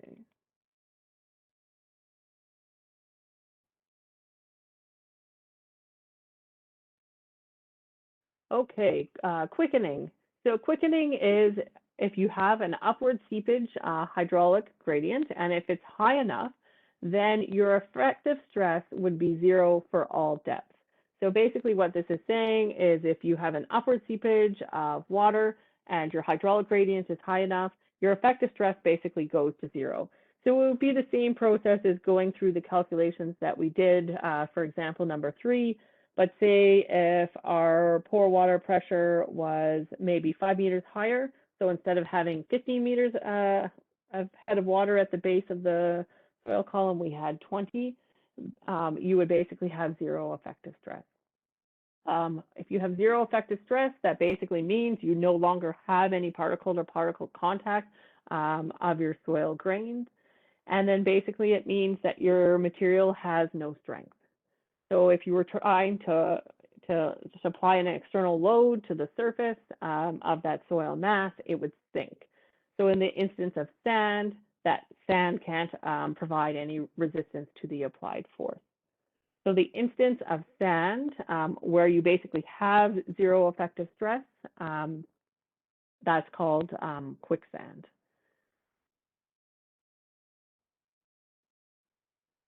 So quickening is much more common in sand material than it is in a clay material. Generally, we don't see quickening in a clay material. We generally more see it in a sand or a silt material. But that being said, you can have upward seepage in clay material, but generally the upward seepage isn't large enough that your shear strength would go to zero. I haven't seen the case where that has occurred in clay material. I've seen it in sand material many times, but I haven't seen it in clay material. That being said, I'm sure it's occurred somewhere in the world. I just haven't seen it. So this is probably what you guys are used to seeing in the movies. Someone falls into quicksand and they come to their ultimate demise. So that being said, that's actually not possible. So quicksand is a very dense liquid. So quicksand is about twice as dense as a human being. So if a human being was to fall into quicksand, they would actually only fall to about their waist or a little above your waist. They actually wouldn't fall into their, like up to their neck and then fall through. So for quicksand to occur, we sort of talked about this, the water pressure in the sand below the surface is higher than the pressure due to the self-dry weight of the sand. Clay can experience quickening. I've never seen it occur in Manitoba though, as long as the pore water pressure is high enough. And I haven't heard of any instances where it's occurred, but I'm sure it's occurred somewhere. However, quick clay refers to something completely different than quickening of sand material or quickening of clay material. So you might hear the term quicksand refers to that sand material where people sink up to their waist, but quick clay refers to clay that has an extremely low remolded strength. So quick clays are commonly found in southern Ontario. So the Leda clays in the Ottawa River Valley and in Quebec, you might have seen where there's some landslides that occur on really shallow slopes, and they've taken or eaten up houses and other types of buildings. So those are quick clays. BC also has quick clays. They'll have their glacial marine clays as well. So quick clays are something completely different than quicksand. So a quick clay has a really low remolded strength value.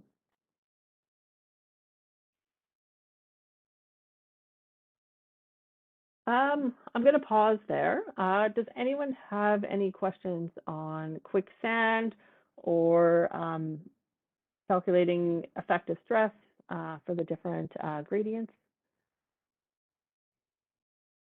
So quicksand just has a really weak strength because of the very high pore water pressure. Correct. Yes. Yeah.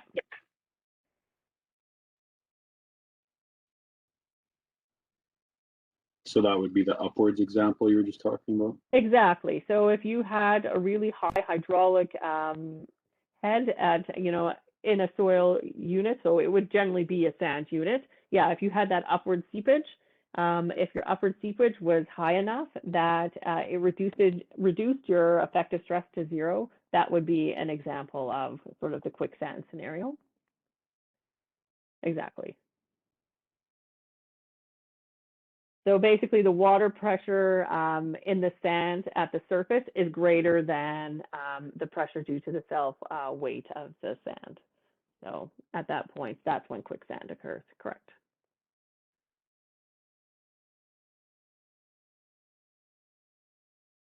Has anyone fell into quicksand? I haven't, but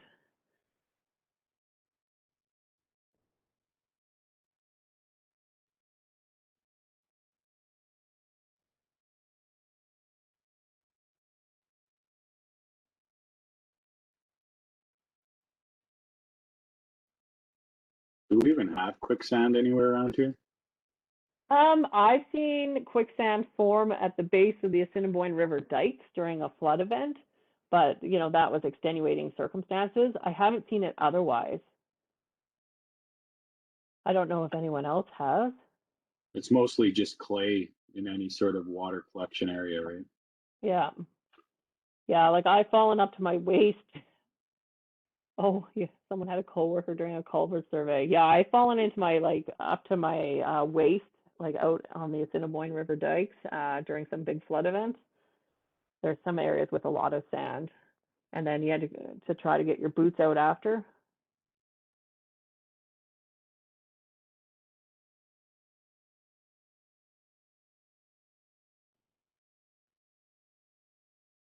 The schematic here is just saying naturally occurring quicksand is caused by high water pressure just below the surface. So you'd have to have that upward hydraulic gradient or that upward seepage.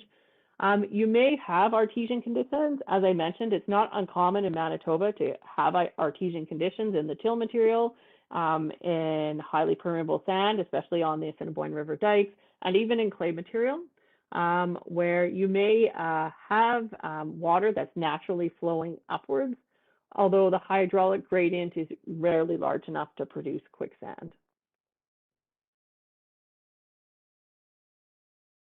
And only extenuating circumstances have I seen it here in Manitoba. Okay. Next, we're going to talk about critical hydraulic gradient. So for this quickening process to occur, we have to look at something called critical hydraulic gradient. So critical hydraulic gradient is the gradient that has to be exceeded for this quickening process to occur. So if your exit gradient, either on the downstream side of your embankment structure or on a sheet pile wall, exceeds your critical hydraulic gradient, this quickening process is going to occur. So there's a couple ways in which you can calculate your critical hydraulic gradient. The first one is if you take your buoyant unit weight, so if you know your saturated unit weight of your material and you minus the unit weight of water, so this here just represents your buoyant unit weight, and divide that by the unit weight of water, you can calculate your critical hydraulic gradient. You can also use this equation here, where if you know your specific gravity and you know your void ratio, you can also calculate your critical hydraulic gradient. And we always compare our exit gradient or our seepage gradient on the downstream end to this critical hydraulic gradient to determine if quickening will occur. So you're probably like, what does quickening look like? Well, our Assiniboine River dikes gives us a great example of what quickening will look like. So one example of quickening would be sand boils. So if your saturated soil appears to be boiling, as if particles of water and of soil are moving upward, that's a good example that quickening is occurring. If you see quickening on the downstream side of a sheet pile wall, so of a wall structure, for example, this means that there's the potential that you're going to have soil collapse or soil failure, and this structure inevitably would also fail. So to see quickening occur on the downstream side of a wall is not a positive thing. It's something that you would need to be really concerned about.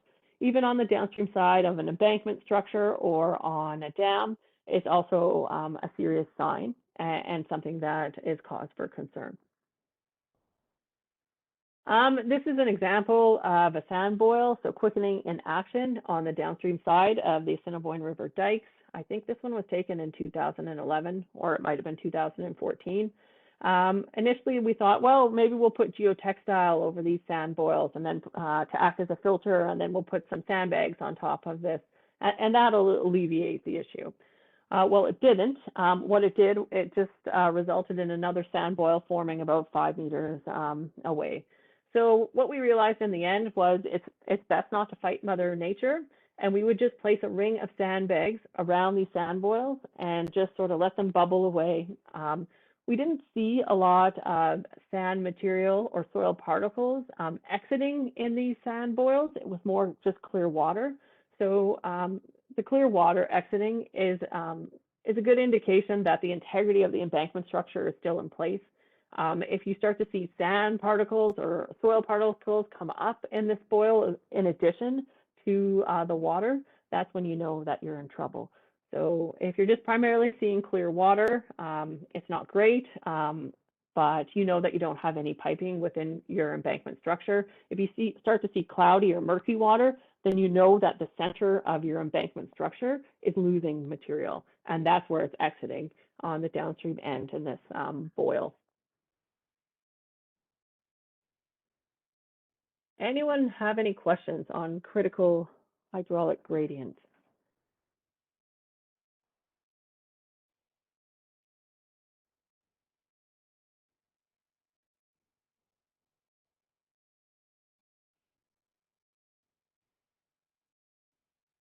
Okay, well, let's go through an example problem where we calculate our critical hydraulic gradient and we calculate our exit gradient. So this is example problem 6.3. This example problem is asking you to determine the hydraulic gradient between points A and B and compare the critical gradient for quickening. So in this example problem right here, it's indicating that the specific gravity of the soil, so the specific gravity of this soil right here is 2.68. So the first step in this problem would be to determine what is your total head at point A and what is your total head at point B. So let's look at point A on our diagram. If we assume that point A is at datum, so we'll assume our datum for our elevation head is at point A. What is our total head at point A? We know we don't have any elevation head at point A, but we know that we have a pressure head. So what is our total head at point A?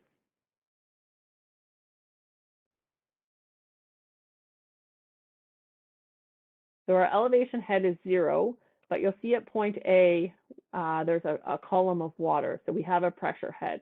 So our total head is our elevation head plus our pressure head.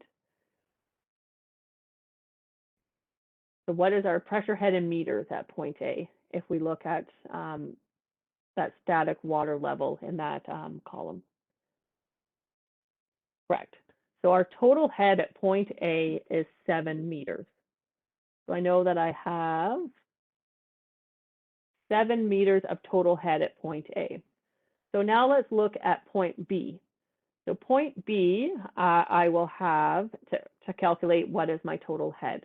At point B, I'll have an elevation head and a pressure head. So at point B, I have, what is my elevation head at point B? So what is the height differential between point A and point B? Correct, 3 meters. What's my pressure head at point B?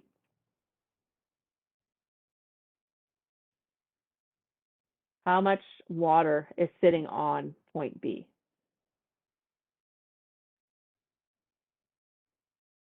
Yeah, there's 2 meters of water above that point B in my soil column.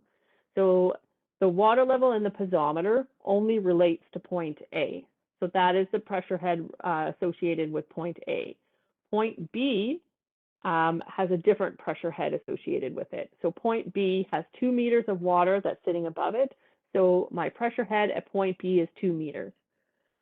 For example, if my groundwater table was at the same elevation as point B, I would have 0 meters of pressure head at point B, and I would only have an elevation head. So in this example problem here, my elevation head is 3 meters and my pressure head is 2 meters. So therefore, my total head at point B is 5 meters. So how am I going to take this information and determine what my hydraulic gradient is for this system? So how do we calculate hydraulic gradient? What's it equal to?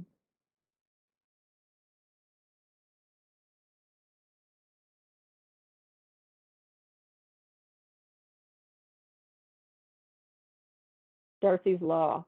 What's I in Darcy's law? How do we calculate it?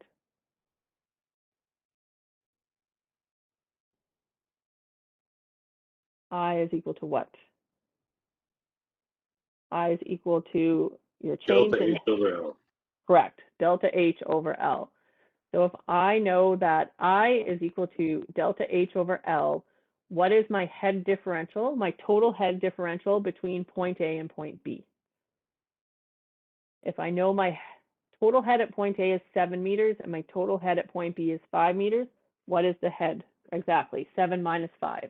So I know my total head differential between point A and point B is 2 meters. What is the length of the soil column between point A and point B? Like what is the distance between point A and point B? right, 3 meters. So I know that my hydraulic gradient is equal to delta H over L, so 7 meters minus 5 meters divided by my length of 3 meters. So I know my exit gradient, or my hydraulic gradient in this example, is 0.67. So my next step would be to go through and to calculate my critical calculate my critical gradient. So there's a few ways in which you can calculate your critical gradient. I just went through and I was going to use the formula. My critical gradient is equal to GS minus 1 divided by 1 plus E. So obviously I don't know what E is, but I know what my specific gravity is. So I'm going to have to go and calculate what my E value is. So here, E is equal to GS times the density of water divided by the dry density of my soil mass minus 1. So I know the dry density of my soil mass, and I know the specific gravity, and I know the density of water. So I can plug and chug through the formula and calculate that my E value is equal to 0.729. So I can then substitute that value into my critical hydraulic gradient formula. So E is equal to 0.729, and my specific gravity is equal to 2.68. So I can go through and calculate that my critical hydraulic gradient is equal to 0.97. Okay, so now you have two pieces of information. You know your hydraulic gradient for the system is 0.67, and you know that your critical hydraulic gradient is 0.97. What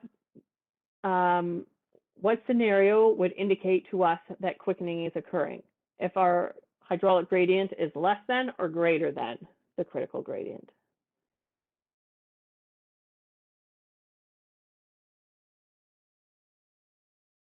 Right. So is our hydraulic gradient in this example problem greater than our critical hydraulic gradient?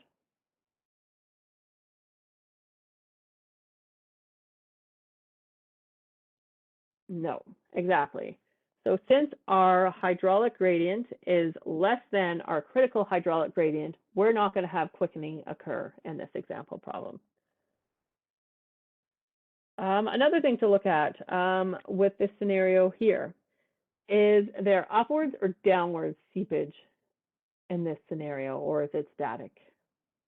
So if you look at your total head of water at point A, and your pressure head at or your total head at point A, and compare that to your total head at point B, where is your total head greater?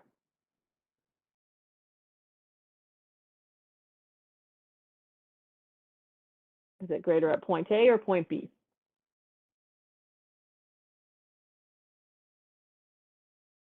So point A had a total head of 7 and point B had a total head of 5. So obviously it's higher at point A. Isn't it always higher the lower you go? Not always. No. Okay. No. So if we know that our total head is higher at point A than what it is at point B, what does that tell us about the direction of flow? Is it going upwards or downwards? Correct. So that's another fact that you can determine from this system that's shown, that because you have a greater total head at the base of the soil column, you're going to have water that flows in an upwards direction. So that's how you can apply the information that you just learned as well. Great. Anyone have any questions regarding this question here?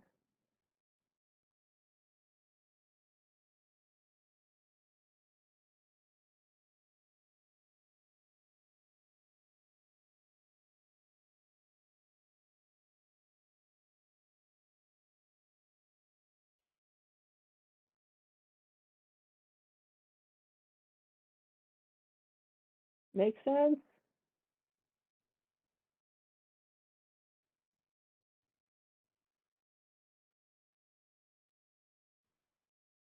Nope. Expect higher complexity on the test? No. Like, this is totally a type of problem that I would ask on the test.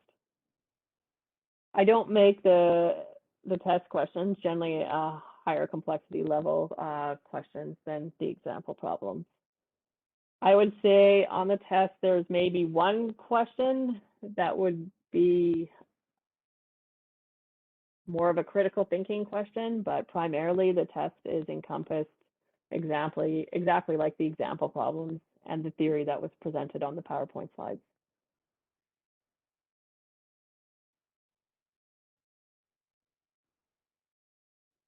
Okay, well, let's go back to the PowerPoint. Okay, so now you guys are all experts in calculating your critical hydraulic gradient. So now we're going to parlay this into flow nets. So you're like, oh, great. But this is very useful information to have. So you're probably wondering, how do I calculate the upward gradient from a flow net? So I'll walk you through the process here. So the distance between equipotential lines indicates your hydraulic gradient. So to determine the average gradient within the dashed rectangle, follow this process that I've shown below. So this question here is wondering, what is the exit gradient between point A and point B? So the distance between point A and point B is 4 meters.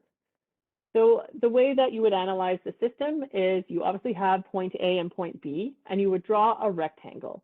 And the rectangle width is equal to 1/2 of your depth. So in this instance here, the distance between point A and point B is 4 meters. So the width of your rectangle would be 1/2 times D. You know, D is 4 meters. So the width of your rectangle is 2 meters. So what you would do is you would draw a rectangle. Point A and point B would be in the middle of the width of the rectangle, and you would draw a rectangle. You know this side of the rectangle is 4 meters, and you know that this side of the rectangle should be 2 meters. And so this side again would be 4 meters, and this side would be 2 meters. So the next step in solving the problem would be to determine what your exit gradient is. So to determine what your exit gradient is, you know I is equal to delta H divided by L. So delta H represents your total head differential between point A and point B. So obviously at point A, you're going to have a higher total head than you do at point B. You already know that your total head at point B from this flow net here is equal to 3 meters, because your equipotential line at point B represents a total head of 3 meters. So you already know that HB is equal to 3. The last component that you would need to determine is what is your head at point A.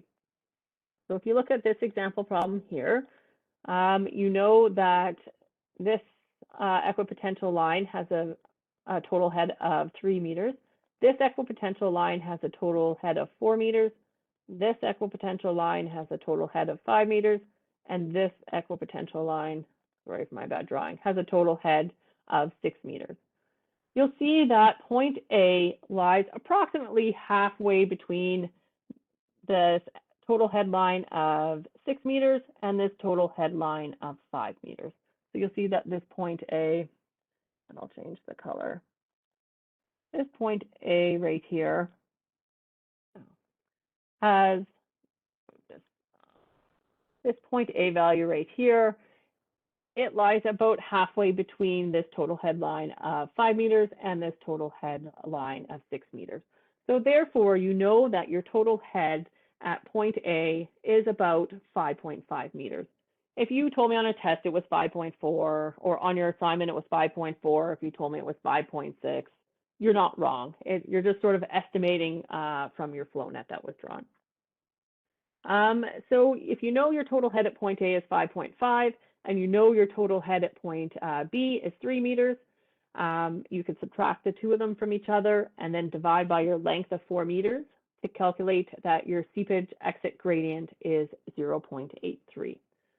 So you would compare your seepage exit gradient of 0.83 to your critical gradient to determine if piping is a possibility. So say, for example, if I had a critical exit gradient of 0.7, would you anticipate that quickening would occur? So if I had a critical exit gradient of 0.7, which is less than your hydraulic gradient that you've calculated of 0.83, so you know your seepage exit gradient is 0.83, do you think that you would see quickening at the base of your sheet pile wall?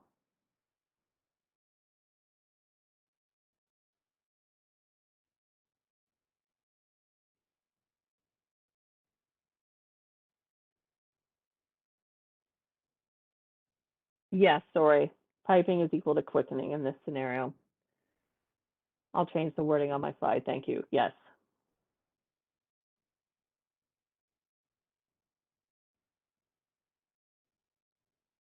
Yes, you would. Exactly. So because your seepage exit gradient on the downstream side of your wall of 0.83 exceeds your critical hydraulic gradient of 0.7, you would expect to see quickening on the downstream side of your sheet pile wall. You think that's a good thing or a bad thing? What do you guys think?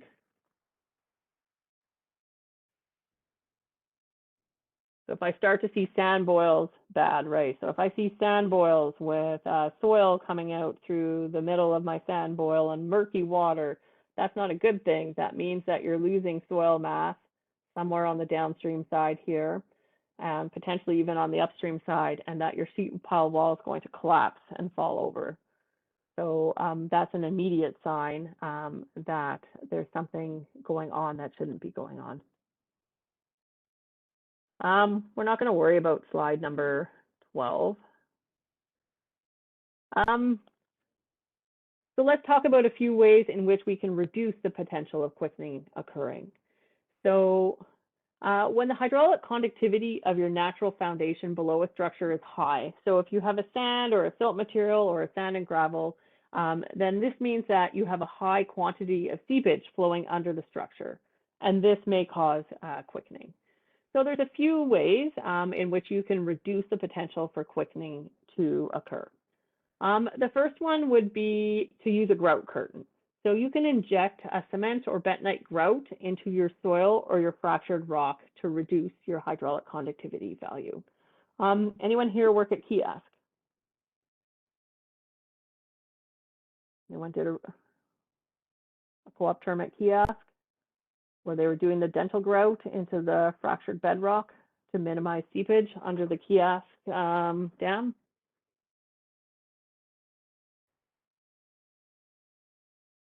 No one worked at Kiosk? Did Ken give you guys a lecture on the Grand Teton Dam failure? Where he talked about the, so he talked about the abutments and how the abutments was highly fractured bedrock that they didn't grout. So that was one of the causes of the Grand Teton Dam failure. So they should have been injecting a cement or a bentonite grout into that highly fractured rhyolite to minimize flow at the abutments, through the abutments of the dam. Another way to reduce seepage would be to construct an upstream impermeable blanket. So you would connect this blanket to the clay core of your embankment structure. So what this upstream impermeable blanket does is it significantly increases the length of your flow path, and it also reduces seepage. So you'll see here, if that clay blanket wasn't there, basically your seepage path, oh, I don't like blue, matches the, your seepage path length would be simply just the length of your embankment structure. So if we didn't have that upstream blanket, that your seepage path length would simply be the length of your embankment structure. But if we construct an upstream impermeable blanket, and they did this on the portage diversion dikes, they connected the dikes along the portage diversion. They constructed an upstream impermeable blanket. That's because the portage diversion channel dikes are on a highly pervious foundation. So what this upstream blanket does is it increases your seepage path length. So all of a sudden your seepage path length almost doubles. And what does that do if you think of terms of your hydraulic gradient? So I is equal to delta H over L.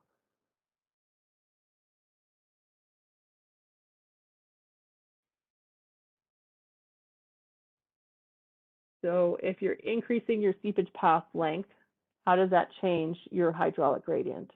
Right, a much larger L. So what happens to your hydraulic gradient? Lowers it, right, exactly. And that's the end game, our end goal in all of this is to lower your hydraulic gradient. So if you can increase your seepage path length and potentially reduce your hydraulic head, then you can lower your hydraulic gradient. And it also helps reduce seepage as well. Another example would be you could construct a diaphragm wall or a compacted clay cutoff key. So again, in this example here, you would be diverting your seepage away from that highly permeable layer into a subsurface material that has a much lower hydraulic conductivity and a much lower potential for quickening to occur. So that's the goal with constructing that diaphragm wall or that cutoff key. You can also construct a granular berm on your downstream side. So that granular berm also acts as a filter material, but it also increases your seepage path length again. So by increasing your seepage path length, you reduce your hydraulic gradient.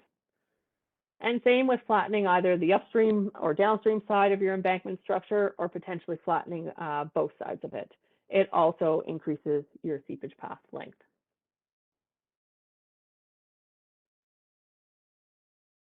So here's an example from 2011. You can see the helicopter in the middle of the picture.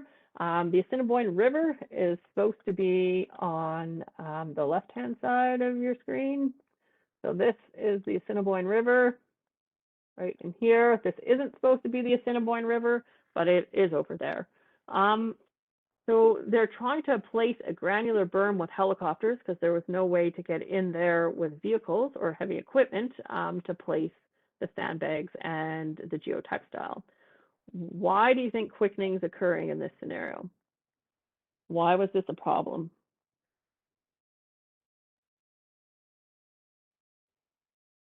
Why did they need to do this? Well, it was a breach, obviously, but is it because there's water on both sides now?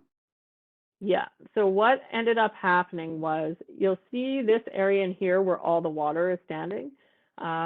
They went in without talking to a geotechnical engineer and took all of the material from the downstream side of this embankment and piled it on top. So they reduced the seepage path length. They were worried about freeboard. They didn't think they were going to have enough freeboard. So they took the material from the downstream side and piled it on top of the embankment structure. But what they did then is they reduced your seepage path length, increased your hydraulic gradient, and therefore there was quickening occurring on the downstream side. So they had to rush in with geotextile and super sandbags to try to increase the seepage path length and sort of put a filter or a buffer in there to minimize the potential of quickening. So that's what happened there.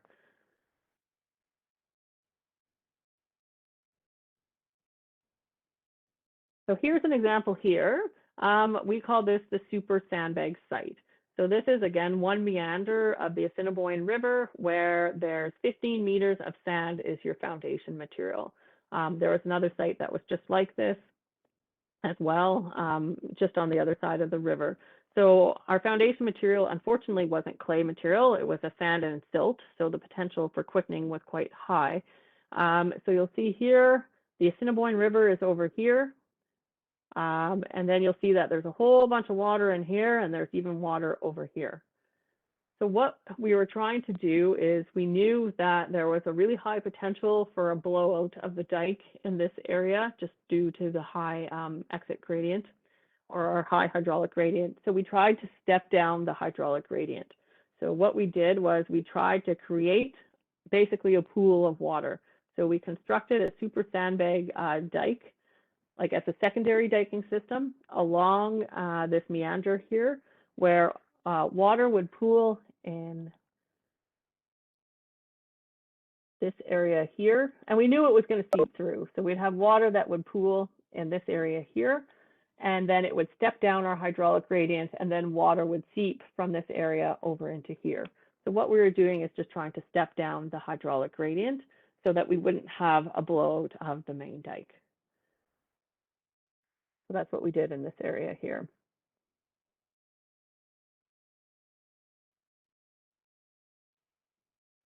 Okay, I'm going to pause there. I just have one example problem I wanted to work through with you guys before we take a break. Anyone have any questions on quickening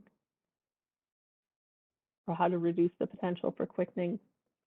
So quickening, much more common in sands and silts material, much less common in material material that has cohesion, so a clay or a silty clay. You generally don't see quickening occur. That's why the Red River Valley flood protection dikes, you generally don't have any issues with them because they're primarily constructed on a clay foundation with clay material, whereas the farther west you go, Brandon, Portage, that sort of thing, up by Dauphin, you might start to see issues because these dikes are constructed on a pervious foundation such as sand or silt.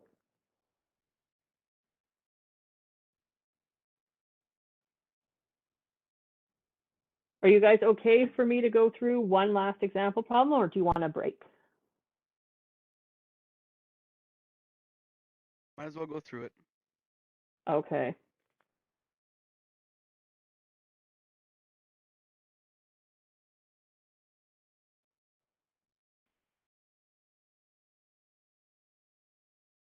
Okay. This is example problem 6.4.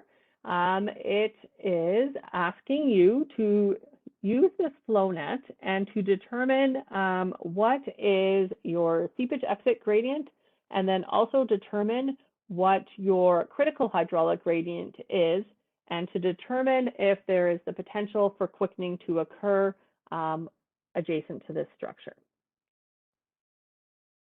Elena, Yes. I just had a question about the actual flow net itself. I noticed that it's starting from the elevation on the one side, and your lines are actually kind of your contours of the elevation change. Are you supposed to do that in all your flow net drawings? Like these lines right here? Like it's going from 12 and then 11 and then 10, 9, and it kind of matches up to the 5 on the other side? Yes, so I'll show you how you determine what the elevation is for each of those equipotential lines are. Okay, so like if you were to have the same elevation on each side, how does that work? You can't, because you wouldn't have any flow, because you wouldn't have anything that's driving your flow at that point, right? So like in the assignment, it's the same elevation, so we don't have to do that then? I haven't, the assignment shouldn't have the same elevation unless I royally messed it up. Can we look at? The water is different, but the actual base like is 10 to 10, right? Oh, but that's because you would have a different, because you're looking at total head at that point, right? And so total head is your elevation head plus your pressure head. Okay. So if your total head is the same, you wouldn't have a flow of water because there's no gradient driving that flow. Yeah. But you can have the same elevation head, but your pressure heads are different, right? So if your pressure heads are different, you have a different total head. Okay. So you need that gradient to drive the flow.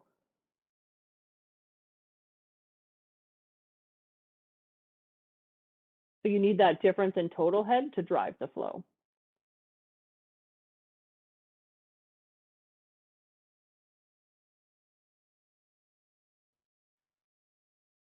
Does that make sense, Kelly? Yeah. Okay.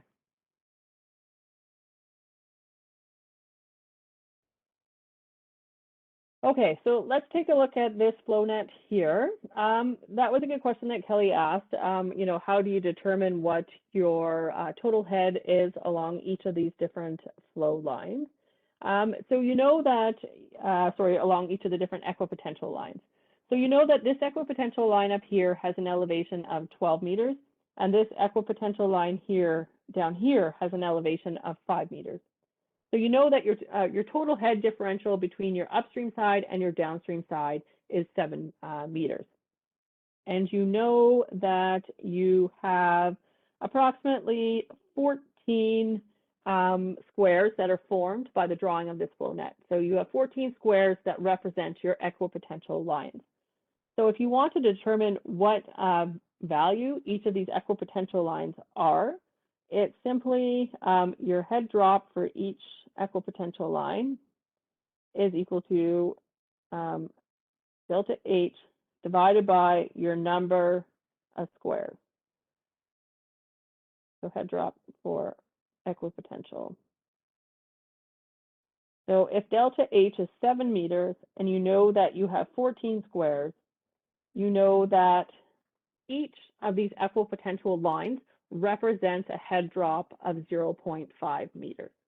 So if this equipotential line is 12 meters, then you know this one is 11.5, this one's 11, this one's 10.5, and 10.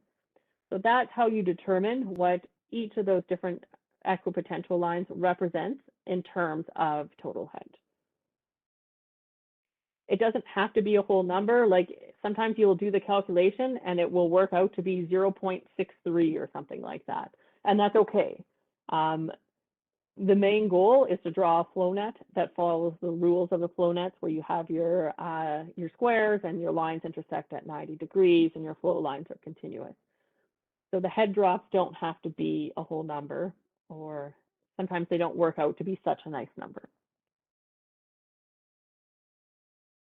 So we'll see in this example problem here, I labeled point A and point B. So the first step is we're going to calculate what our seepage exit gradient is. So point B is right here in the middle of our rectangle, and point B, so I know the total head at point B is 5 meters because point B lies on the equipotential line. You'll see point A right here. Point A is this point right here, and it falls on this equipotential line right here. So it falls on this equipotential line right here. And this equipotential line, I know the equipotential line before it is 7 meters, and the equipotential line after it is 6 meters. So I know that my equipotential line interval is 0.5 meters. So I know that point A lies on the equipotential line of 6.5 meters. It doesn't always work out where that point will lie on an equipotential line. So then you just estimate what your total head would be at point A. So if my head at point A is 6.5 meters and my head at point B is 1.5 meters, I know what my delta H is. And I've been told that the elevation difference between point A and point B is 1.5 meters. I know L is 1.5. So I know that my seepage exit gradient is 1. So next I need to compare my seepage exit gradient with my critical gradient. So here I was given the saturated unit weight of my soil. So I know that I can calculate my critical gradient by going gamma sat minus gamma W, which is just simply your buoyant unit weight divided by your unit weight of water. So if I go through and do my critical hydraulic gradient calculations, I can determine that my critical hydraulic gradient is 0.71. So if I know that my critical gradient is 0.71, but my exit gradient is 1, what does this tell me about this situation?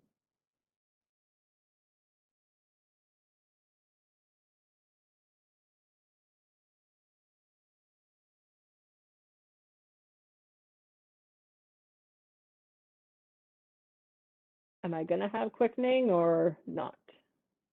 Yeah, bad news. Right. Bad news.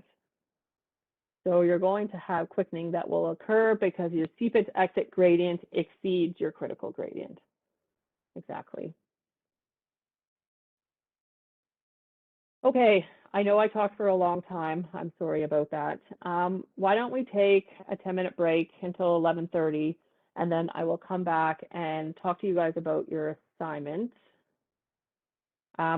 What do you guys feel about seepage through dams? Do you guys just want to read that material on your own, or do you want me to go through it?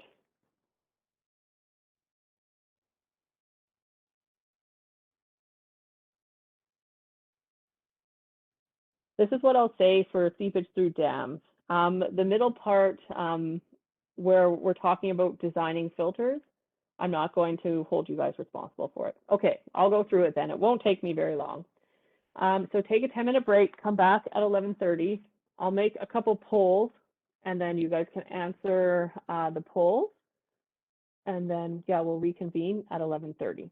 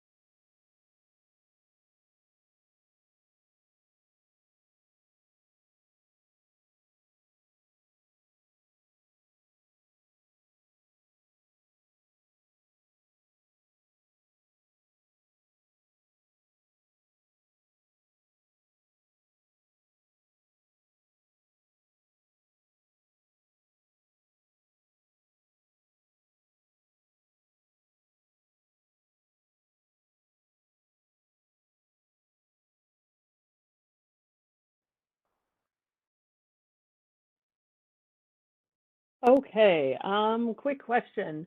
I can't lecture a different day next week because I have to text you guys on Fridays. The week after that, do you guys want me to lecture on Wednesday or Thursday? So that would be, we would like April 21st or 22nd. Do you guys have a preference, or I can keep the 23rd?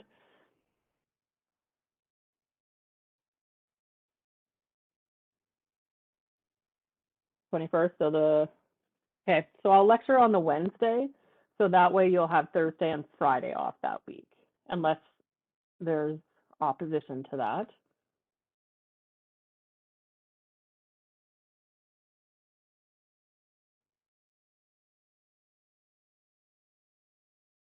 Okay, so I'll send an email out about that. I'll have the test in the morning next week. Do you guys have a preference for time? Do people want 10 a.m. since it's a shorter test, or would they prefer to just stick to 9 a.m.?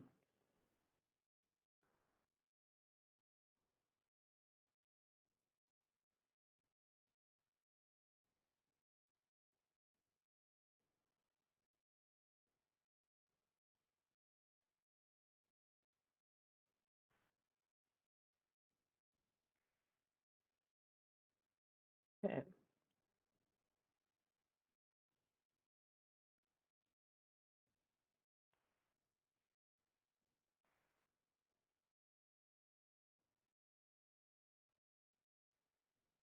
Okay, I'll figure that out. Okay, assignment number three, well, I said assignment number 3, it really is assignment number 2. I originally had a different assignment that I was going to ask you guys to do, but I actually thought it would be too much work, so I removed it from the course outline. So assignment number 3 is drawing a flow net. So what I recommend is go over one of my example problems, practice drawing a flow net with one of the example problems. When you're comfortable, move on to the assignment. It shouldn't take you more than a couple hours to do this assignment. I know it's worth 8% of your mark, but it shouldn't take you more than a couple hours. I would say a maximum of 4 hours to complete the assignment. The assignment isn't due until April 23rd at 9 a.m. You're to do the assignment individually, so an individual submission is required. You would just submit it into a Dropbox that I've created in Learn. That being said, I don't mind if you work together as groups to collaborate and to learn from each other when doing the FlowNet exercise. My expectation is that everyone will provide an individual submission. So it says for the diagram below, the soil's hydraulic conductivity is 9.5 times 10 to the minus 6. I provided the specific gravity and the saturated density and the dry density. So the first component of the assignment is sketch the flow net. So this would be the flow net that I'm asking you to sketch. So you'll notice that your structure has an elevation head of 10 meters and it has a pressure head of 8 meters. So your total head on your upstream side is 18 meters. Whereas your total head on your downstream side is you would have an elevation head of 10 meters and you would have a pressure head of 2 meters. So your total head on your downstream side is 12 meters. So a molecule of water would flow from your high total head on your upstream side to the low total head on your downstream side. So do your best and draw a flow net using this, this structure here. So your flow lines would start over, I don't know if it allows me to annotate. So your flow line, oh, there must be a way.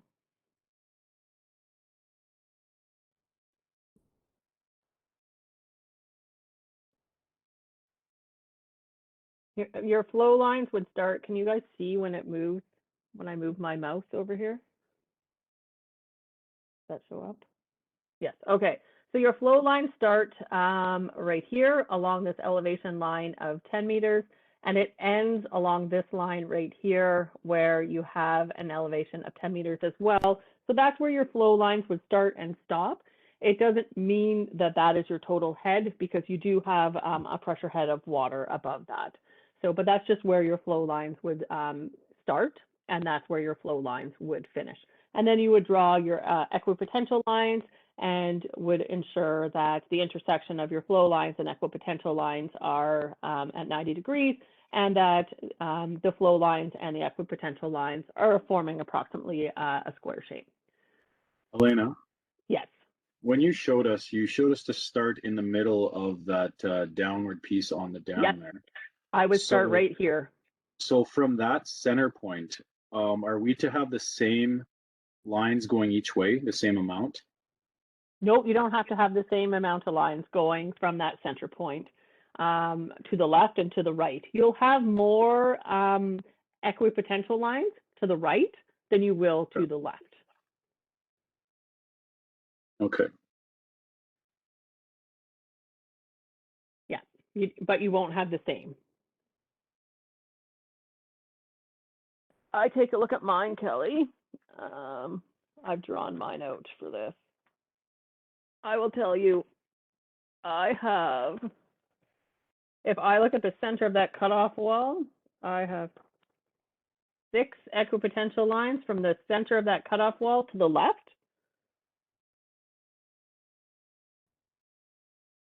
I have 8 going the other way. If you take into account, I've already drawn one along the center here.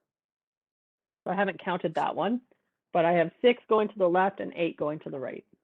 So if So you I have have- like 7 and 9, that's acceptable? Yep.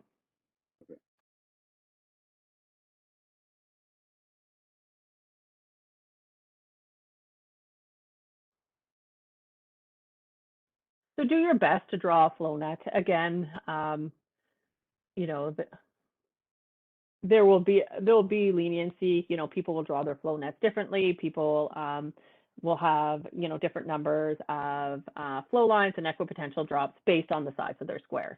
But everyone's NF to ND ratio should be approximately the same. So there's 4 marks for sketching the flow net. And then it's asking you to estimate the seepage, the rate of seepage in liters per minute through a 1 meter thickness of soil. So it's just asking you to use that equation, Q is equal to K times NF over ND times delta H. So just apply the information from your flow net and from the drawing to calculate your rate of seepage in liters per minute. So when you calculate Q, you'll get in meters cubed per second, and then just multiply that value by 60,000, and then you'll be able to get liters per minute. And then it's asking you to calculate the hydraulic gradient between points A and B on the system, in the soil system shown below, and we've worked through a couple examples of that in class. And then it says compare that exit gradient with your critical hydraulic gradient, and then state whether there's a risk of quickening. So the assignment is out of 10, and then it's worth 8% of your final mark. So as I said, it shouldn't take you more than 4 hours, and that's probably on the high end to finish. Does anyone have any questions on the assignment? So for B, you're just using the flow formula for Q? Correct. Yep. And then C is just I is equal to delta H over L, and you'll use your flow net to calculate or to determine what your head is at point A. You already know what your head is at point B, and you know what L is because I've given you L. So L is 2 meters. B, your head at B would be 12 meters. So just from your flow net, you would determine what your head at A would be. So that's for C. For D, you're just comparing and then saying if they're quickening or not? Correct. Yes.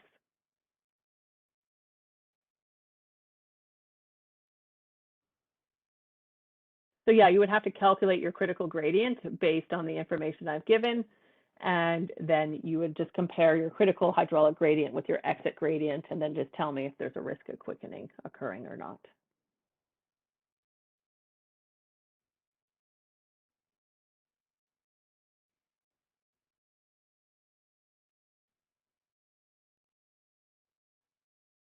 Do your best. I don't expect masterpieces. I'm not a great artist, so just do your best. Does this seem reasonable?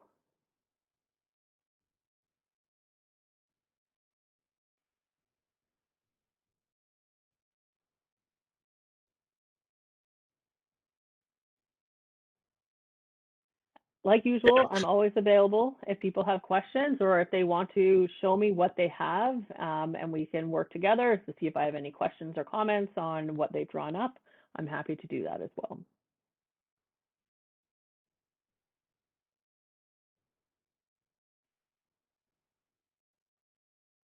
You guys okay with the due date of April 23rd?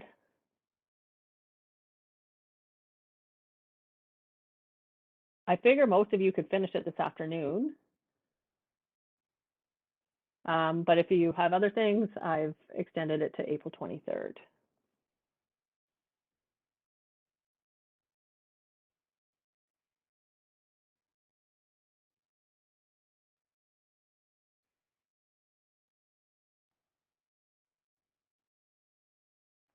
Okay, do you guys want me to go through seepage through earth-filled dams, or are you done? Did you say this was just all theory? Yeah. So what I would recommend, guys, is slides 1 through 6, and then slides 11 through 17.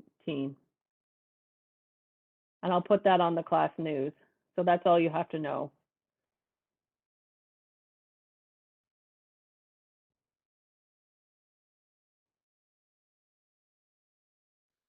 So just take out 7, 8, 9, 10. Yeah.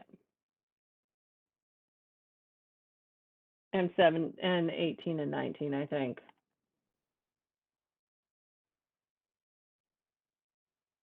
Yeah.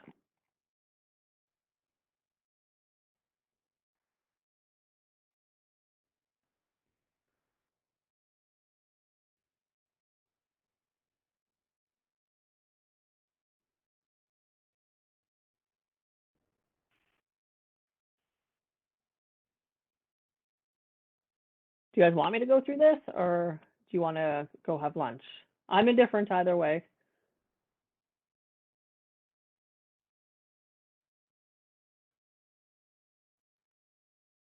Okay. I'll just go close the door.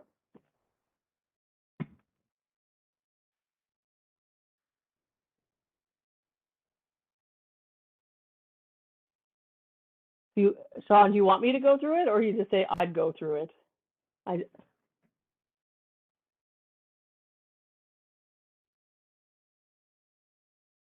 Okay. Okay. I'll try to make it quick so that you guys can have your afternoon free. And those that just want to read through it on their own, I'm not offended. So, any other questions on the FlowNet assignment?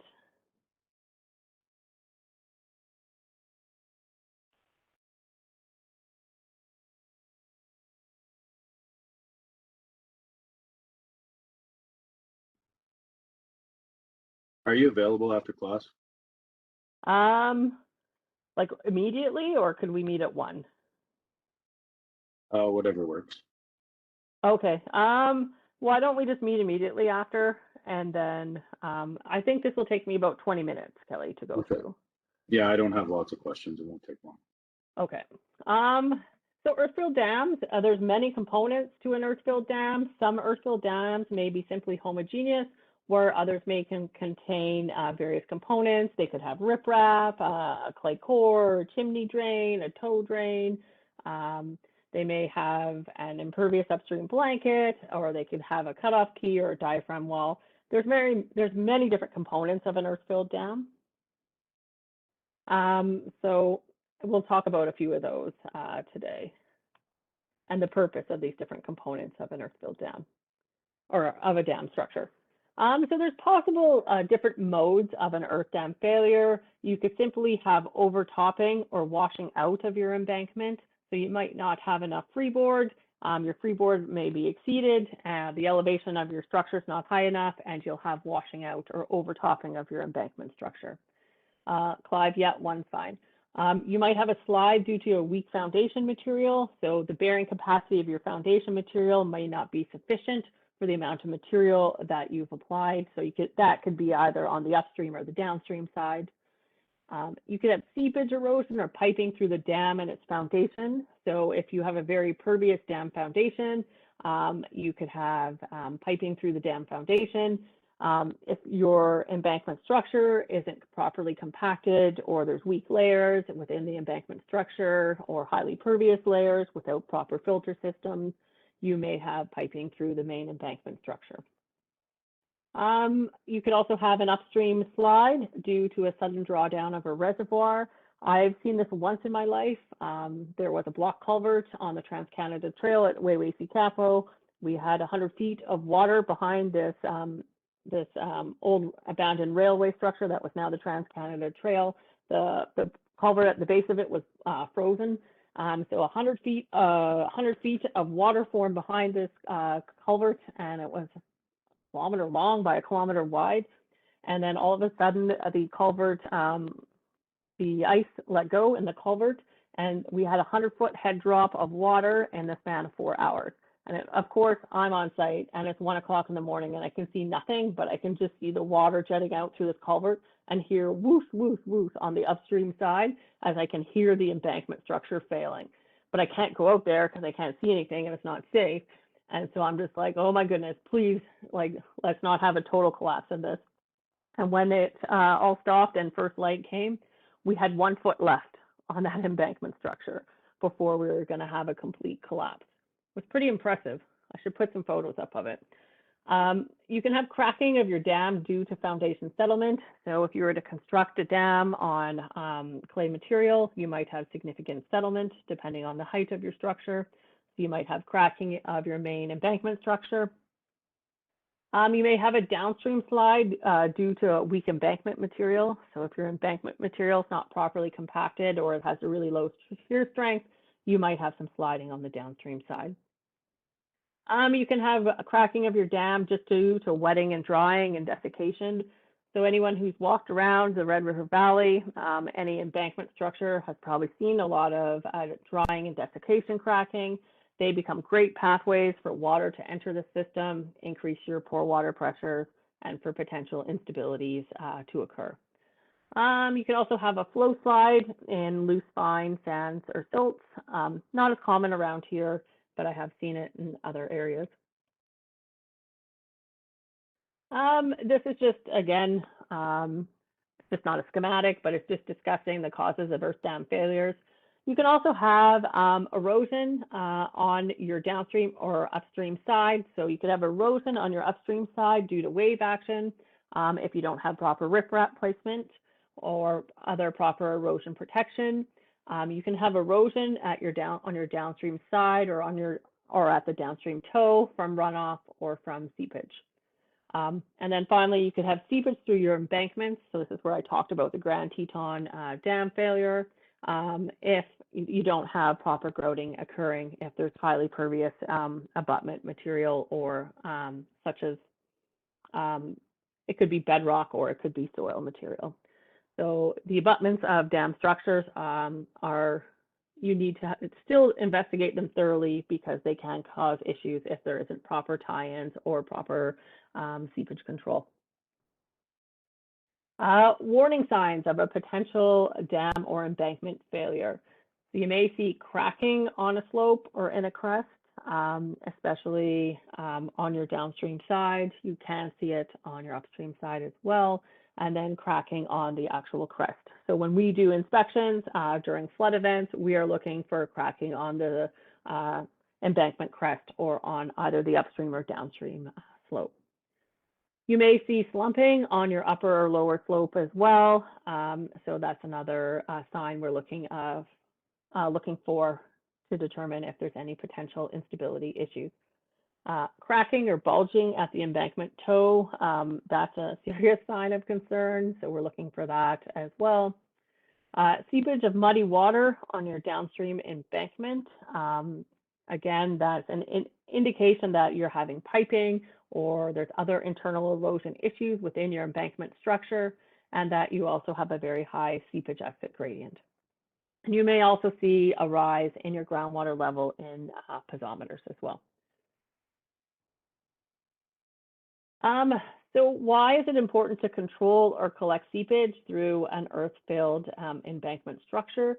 So we like to put filters or drains on the discharge side to collect the seepage.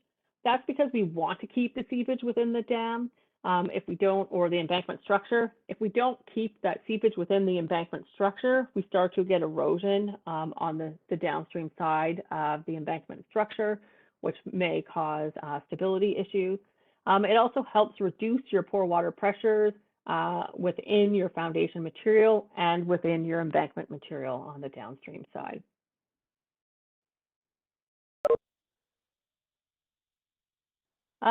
This is all I'm going to say about the filter material. I know there's a couple other slides on it, but selecting filter material. Filter material is really important to ensure you don't have migration of finer particle materials into coarser particle materials. So you like to have a coarser material to act as a drain or a filter between fine-grained material and coarser-grained material. So to act effectively as a drain, you'll use granular material. So say, for example, you had an embankment structure that was composed of clay, and then you were going to put riprap on the upstream side. You could either put a geotextile there, or you could put a filter material. And that filter material, it would act as a drain, and it has a much higher conductivity than the finer grained soil that's used in the embankment construction. So if you have a larger grain size, it means a higher K or a larger hydraulic conductivity.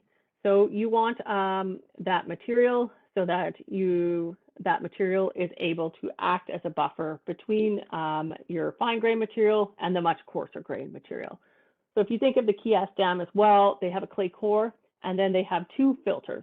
So they have their first filter and then they have their second filter. And those act as buffer before the riprap material. So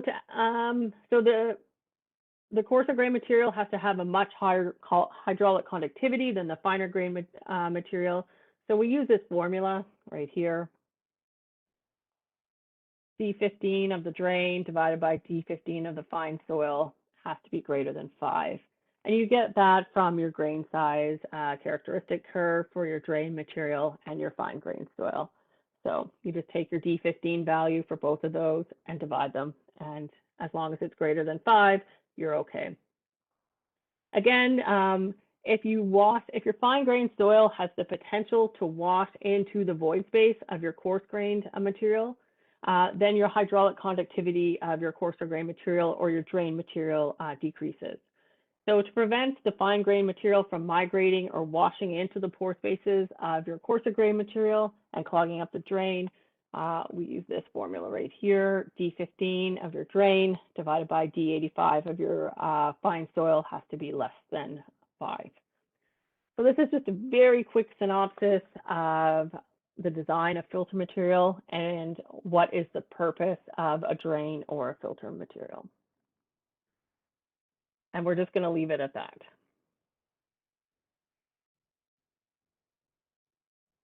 Okay, to control seepage quantity using a clay core.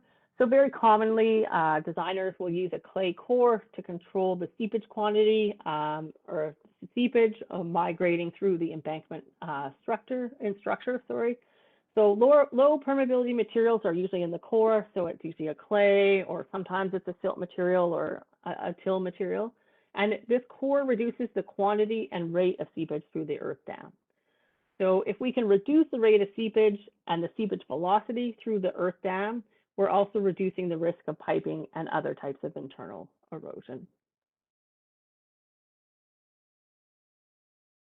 So piping, I think Ken probably talked to you guys about this with the Grand Teton Dam failure is a good example of a piping failure where they did observe, seepage and muddy water being discharged or exited on the downstream slope. I think this is they had a bulldozer. I don't know if Ken showed you that picture where they had the bulldozer at the top and you could see the discharge area at the bottom. That bulldozer was going to go down to the bottom and try to push earth into where the hole was forming. Anyways, that's a great example of a piping failure. So if you have really high seepage or really high hydraulic gradients or seepage exit gradients on the downstream side, it may be possible for channels to erode within the dam, especially if the soil is poorly compacted or improperly placed. So you'll always see that piping starts on the downstream space and works its way back to the reservoir. And And in the Grand Teton dam failure example, it resulted in a total collapse of the dam structure. After overtopping, piping is the second most common cause of earth failure. So on the Assiniboine River dikes, we did notice piping on the downstream side of the embankment structures. We were very fortunate. It didn't erode back within to the center of the embankment structure, and we didn't have total collapse of the flood protection dikes. Similarly, to reduce the potential for quickening, we can also reduce the seepage under a dam. So if you have high hydraulic conductivity material in your natural foundation soil or within the rock material as well, below the earth-filled dam has a high hydraulic conductivity, so a very fractured bedrock, then you will have a high quantity of seepage flowing under the dam, and this may create issues. So again, a grout curtain. So you can ingest grout into your soil or into your bedrock to reduce the seepage flow through the foundation area and through the embankment structure. You can use an impermeable upstream blanket, similarly to what we discussed earlier. Again, you can use the compacted clay cutoff trench or key and or a concrete diaphragm wall. And the different one here that we didn't discuss previously is dynamic compaction, or another method to increase the density of your foundation soil and to reduce the hydraulic conductivity. So dynamic compaction is you drop a large mass from a specific height, and that works to increase your soil density. Fibrocompaction would be another one as well, similarly to what they used at the Vancouver airport. This is just a schematic illustrating how a tow drain is effective at reducing the seepage that exits on the downstream face of an embankment structure. So you'll see here, the upper structure doesn't have a tow drain, so you have a lot of seepage that's exiting on the downstream slope. So you have a lot of seepage that's exiting here. So that will cause erosion of your downstream slope and potentially some stability issues. Here we have the tow drain. So you'll see that the majority of the seepage is exiting into this more pervious tow drain, and then it will discharge into the foundation area away from your embankment structure. So you're lowering your water level within the dam, reducing your pore water pressures, and avoiding the potential of eroding your downstream face.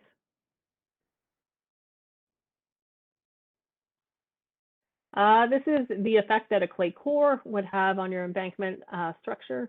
So these were modeled within that program called CW within GeoStudio, so that it provides an illustration of the differences. So you'll see here, this is the same example from previous where we have the tow drain. So we're minimizing the amount of seepage that exits on the downstream face. Here we also included a clay core. So this is our clay core in here. And we also have our cutoff structure. So you'll see here within our clay core, it's preventing seepage through the embankment structure. Water's lazy, so it's going to follow its path of least resistance. So it's going to go down and bypass that clay core. So we've eliminated or significantly reduced our water pressure on the downstream face by forcing the water to infiltrate much further into our soil stratum and away from the embankment structure. So you'll see here the seepage is pushed downwards and then it will exit into our tow drain.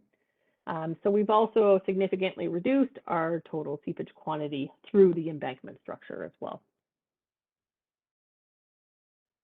That's the purpose of a clay core. Chimney drains. Chimney drains are used if you have high hydraulic gradients near the downstream side of the clay core. As seepage exits the core, then you may have the potential for some erosion.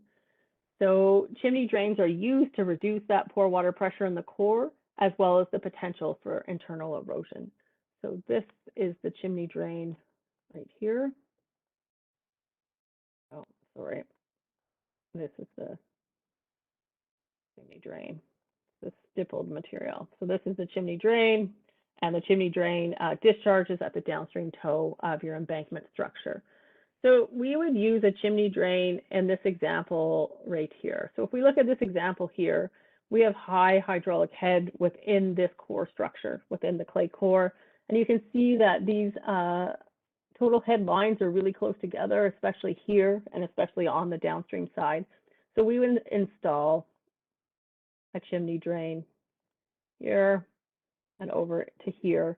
That would help alleviate or significantly reduce the total head on the downstream side of this clay core. So we would install the chimney drain. In this instance such as this, where we have high total head on the downstream side of the clay core.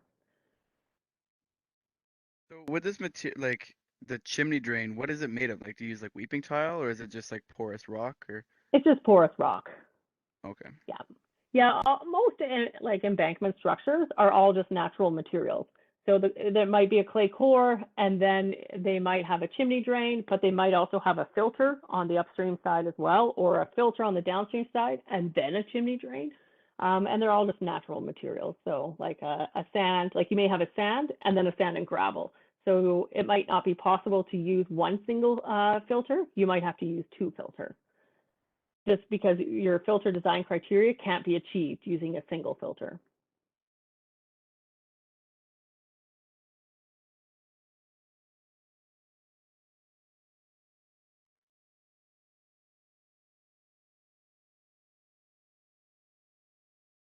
So yeah, so chimney drains are great for reducing your pore water pressure in the core, as well as the potential for internal erosion. And the last slide is just the use of geotextiles and geomembranes in embankment structures. So typically in embankment structures, especially embankment dams, they'll have riprap on the upstream side. So this stippled material would be riprap material that prevents erosion of the upstream face. They'll usually use a geotextile to separate the riprap from the embankment structure. And that's just to act as a filter and act as a separator, and to reduce the amount of infiltration and seepage into the dam. Here as well, they may have a filter material, and then they may have a chimney drain, and that acts as a separator and provides filtration as well. Sometimes they may use geotextiles as well, like a non-woven geotextile. You can use a woven geotextile or even a non-woven one for effective particle separation. So over here, they may place a woven or non-woven geotextile. I'm not as a huge fan of the woven, because I find, especially if you're placing rock on it, rock doesn't like to sit on the woven geotextile, kind of likes to move around, it's kind of slippery. I prefer to use other types of separators. So I prefer filters, and then sometimes the geotextiles, especially if you have a steeper angle of repose. These geotextiles are effective for particle separation, but they still allow water to permeate through. So they're often used between drain materials and natural soils. So that's all I have for seepage through embankment structures. I know that was a whirlwind. Does anyone have any questions?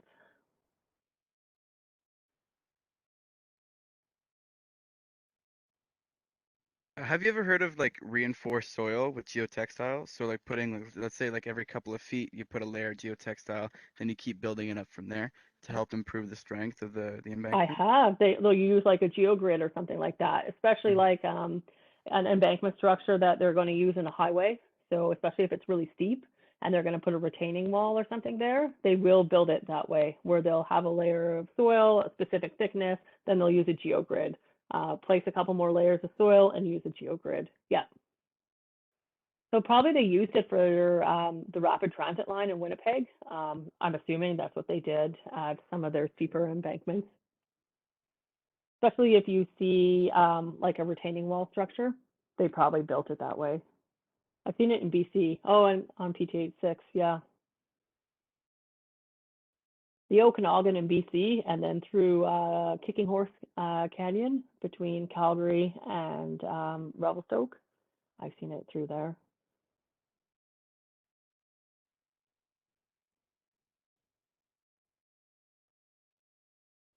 Yeah, GeoGrid's a great way to increase the strength of your soil, and it provides a good ability to have a much steeper face than otherwise you could naturally.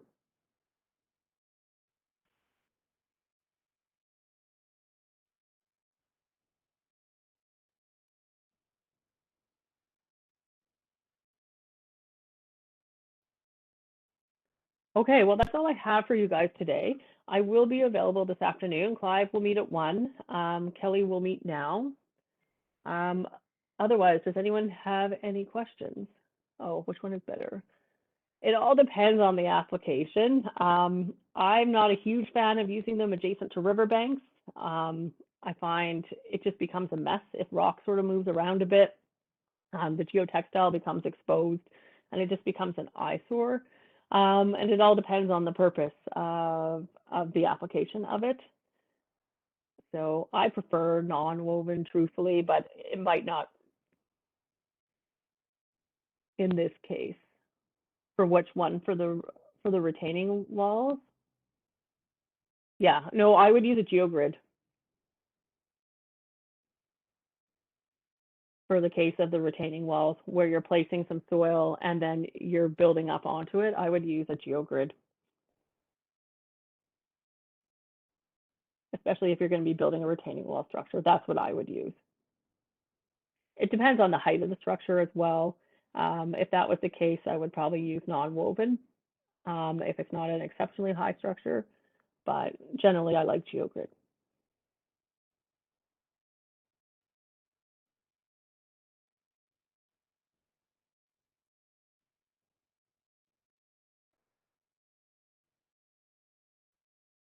Yes, it was a lot of material to absorb today. So make sure you take some time for yourself, decompress. I'm always here to help, and have a wonderful weekend.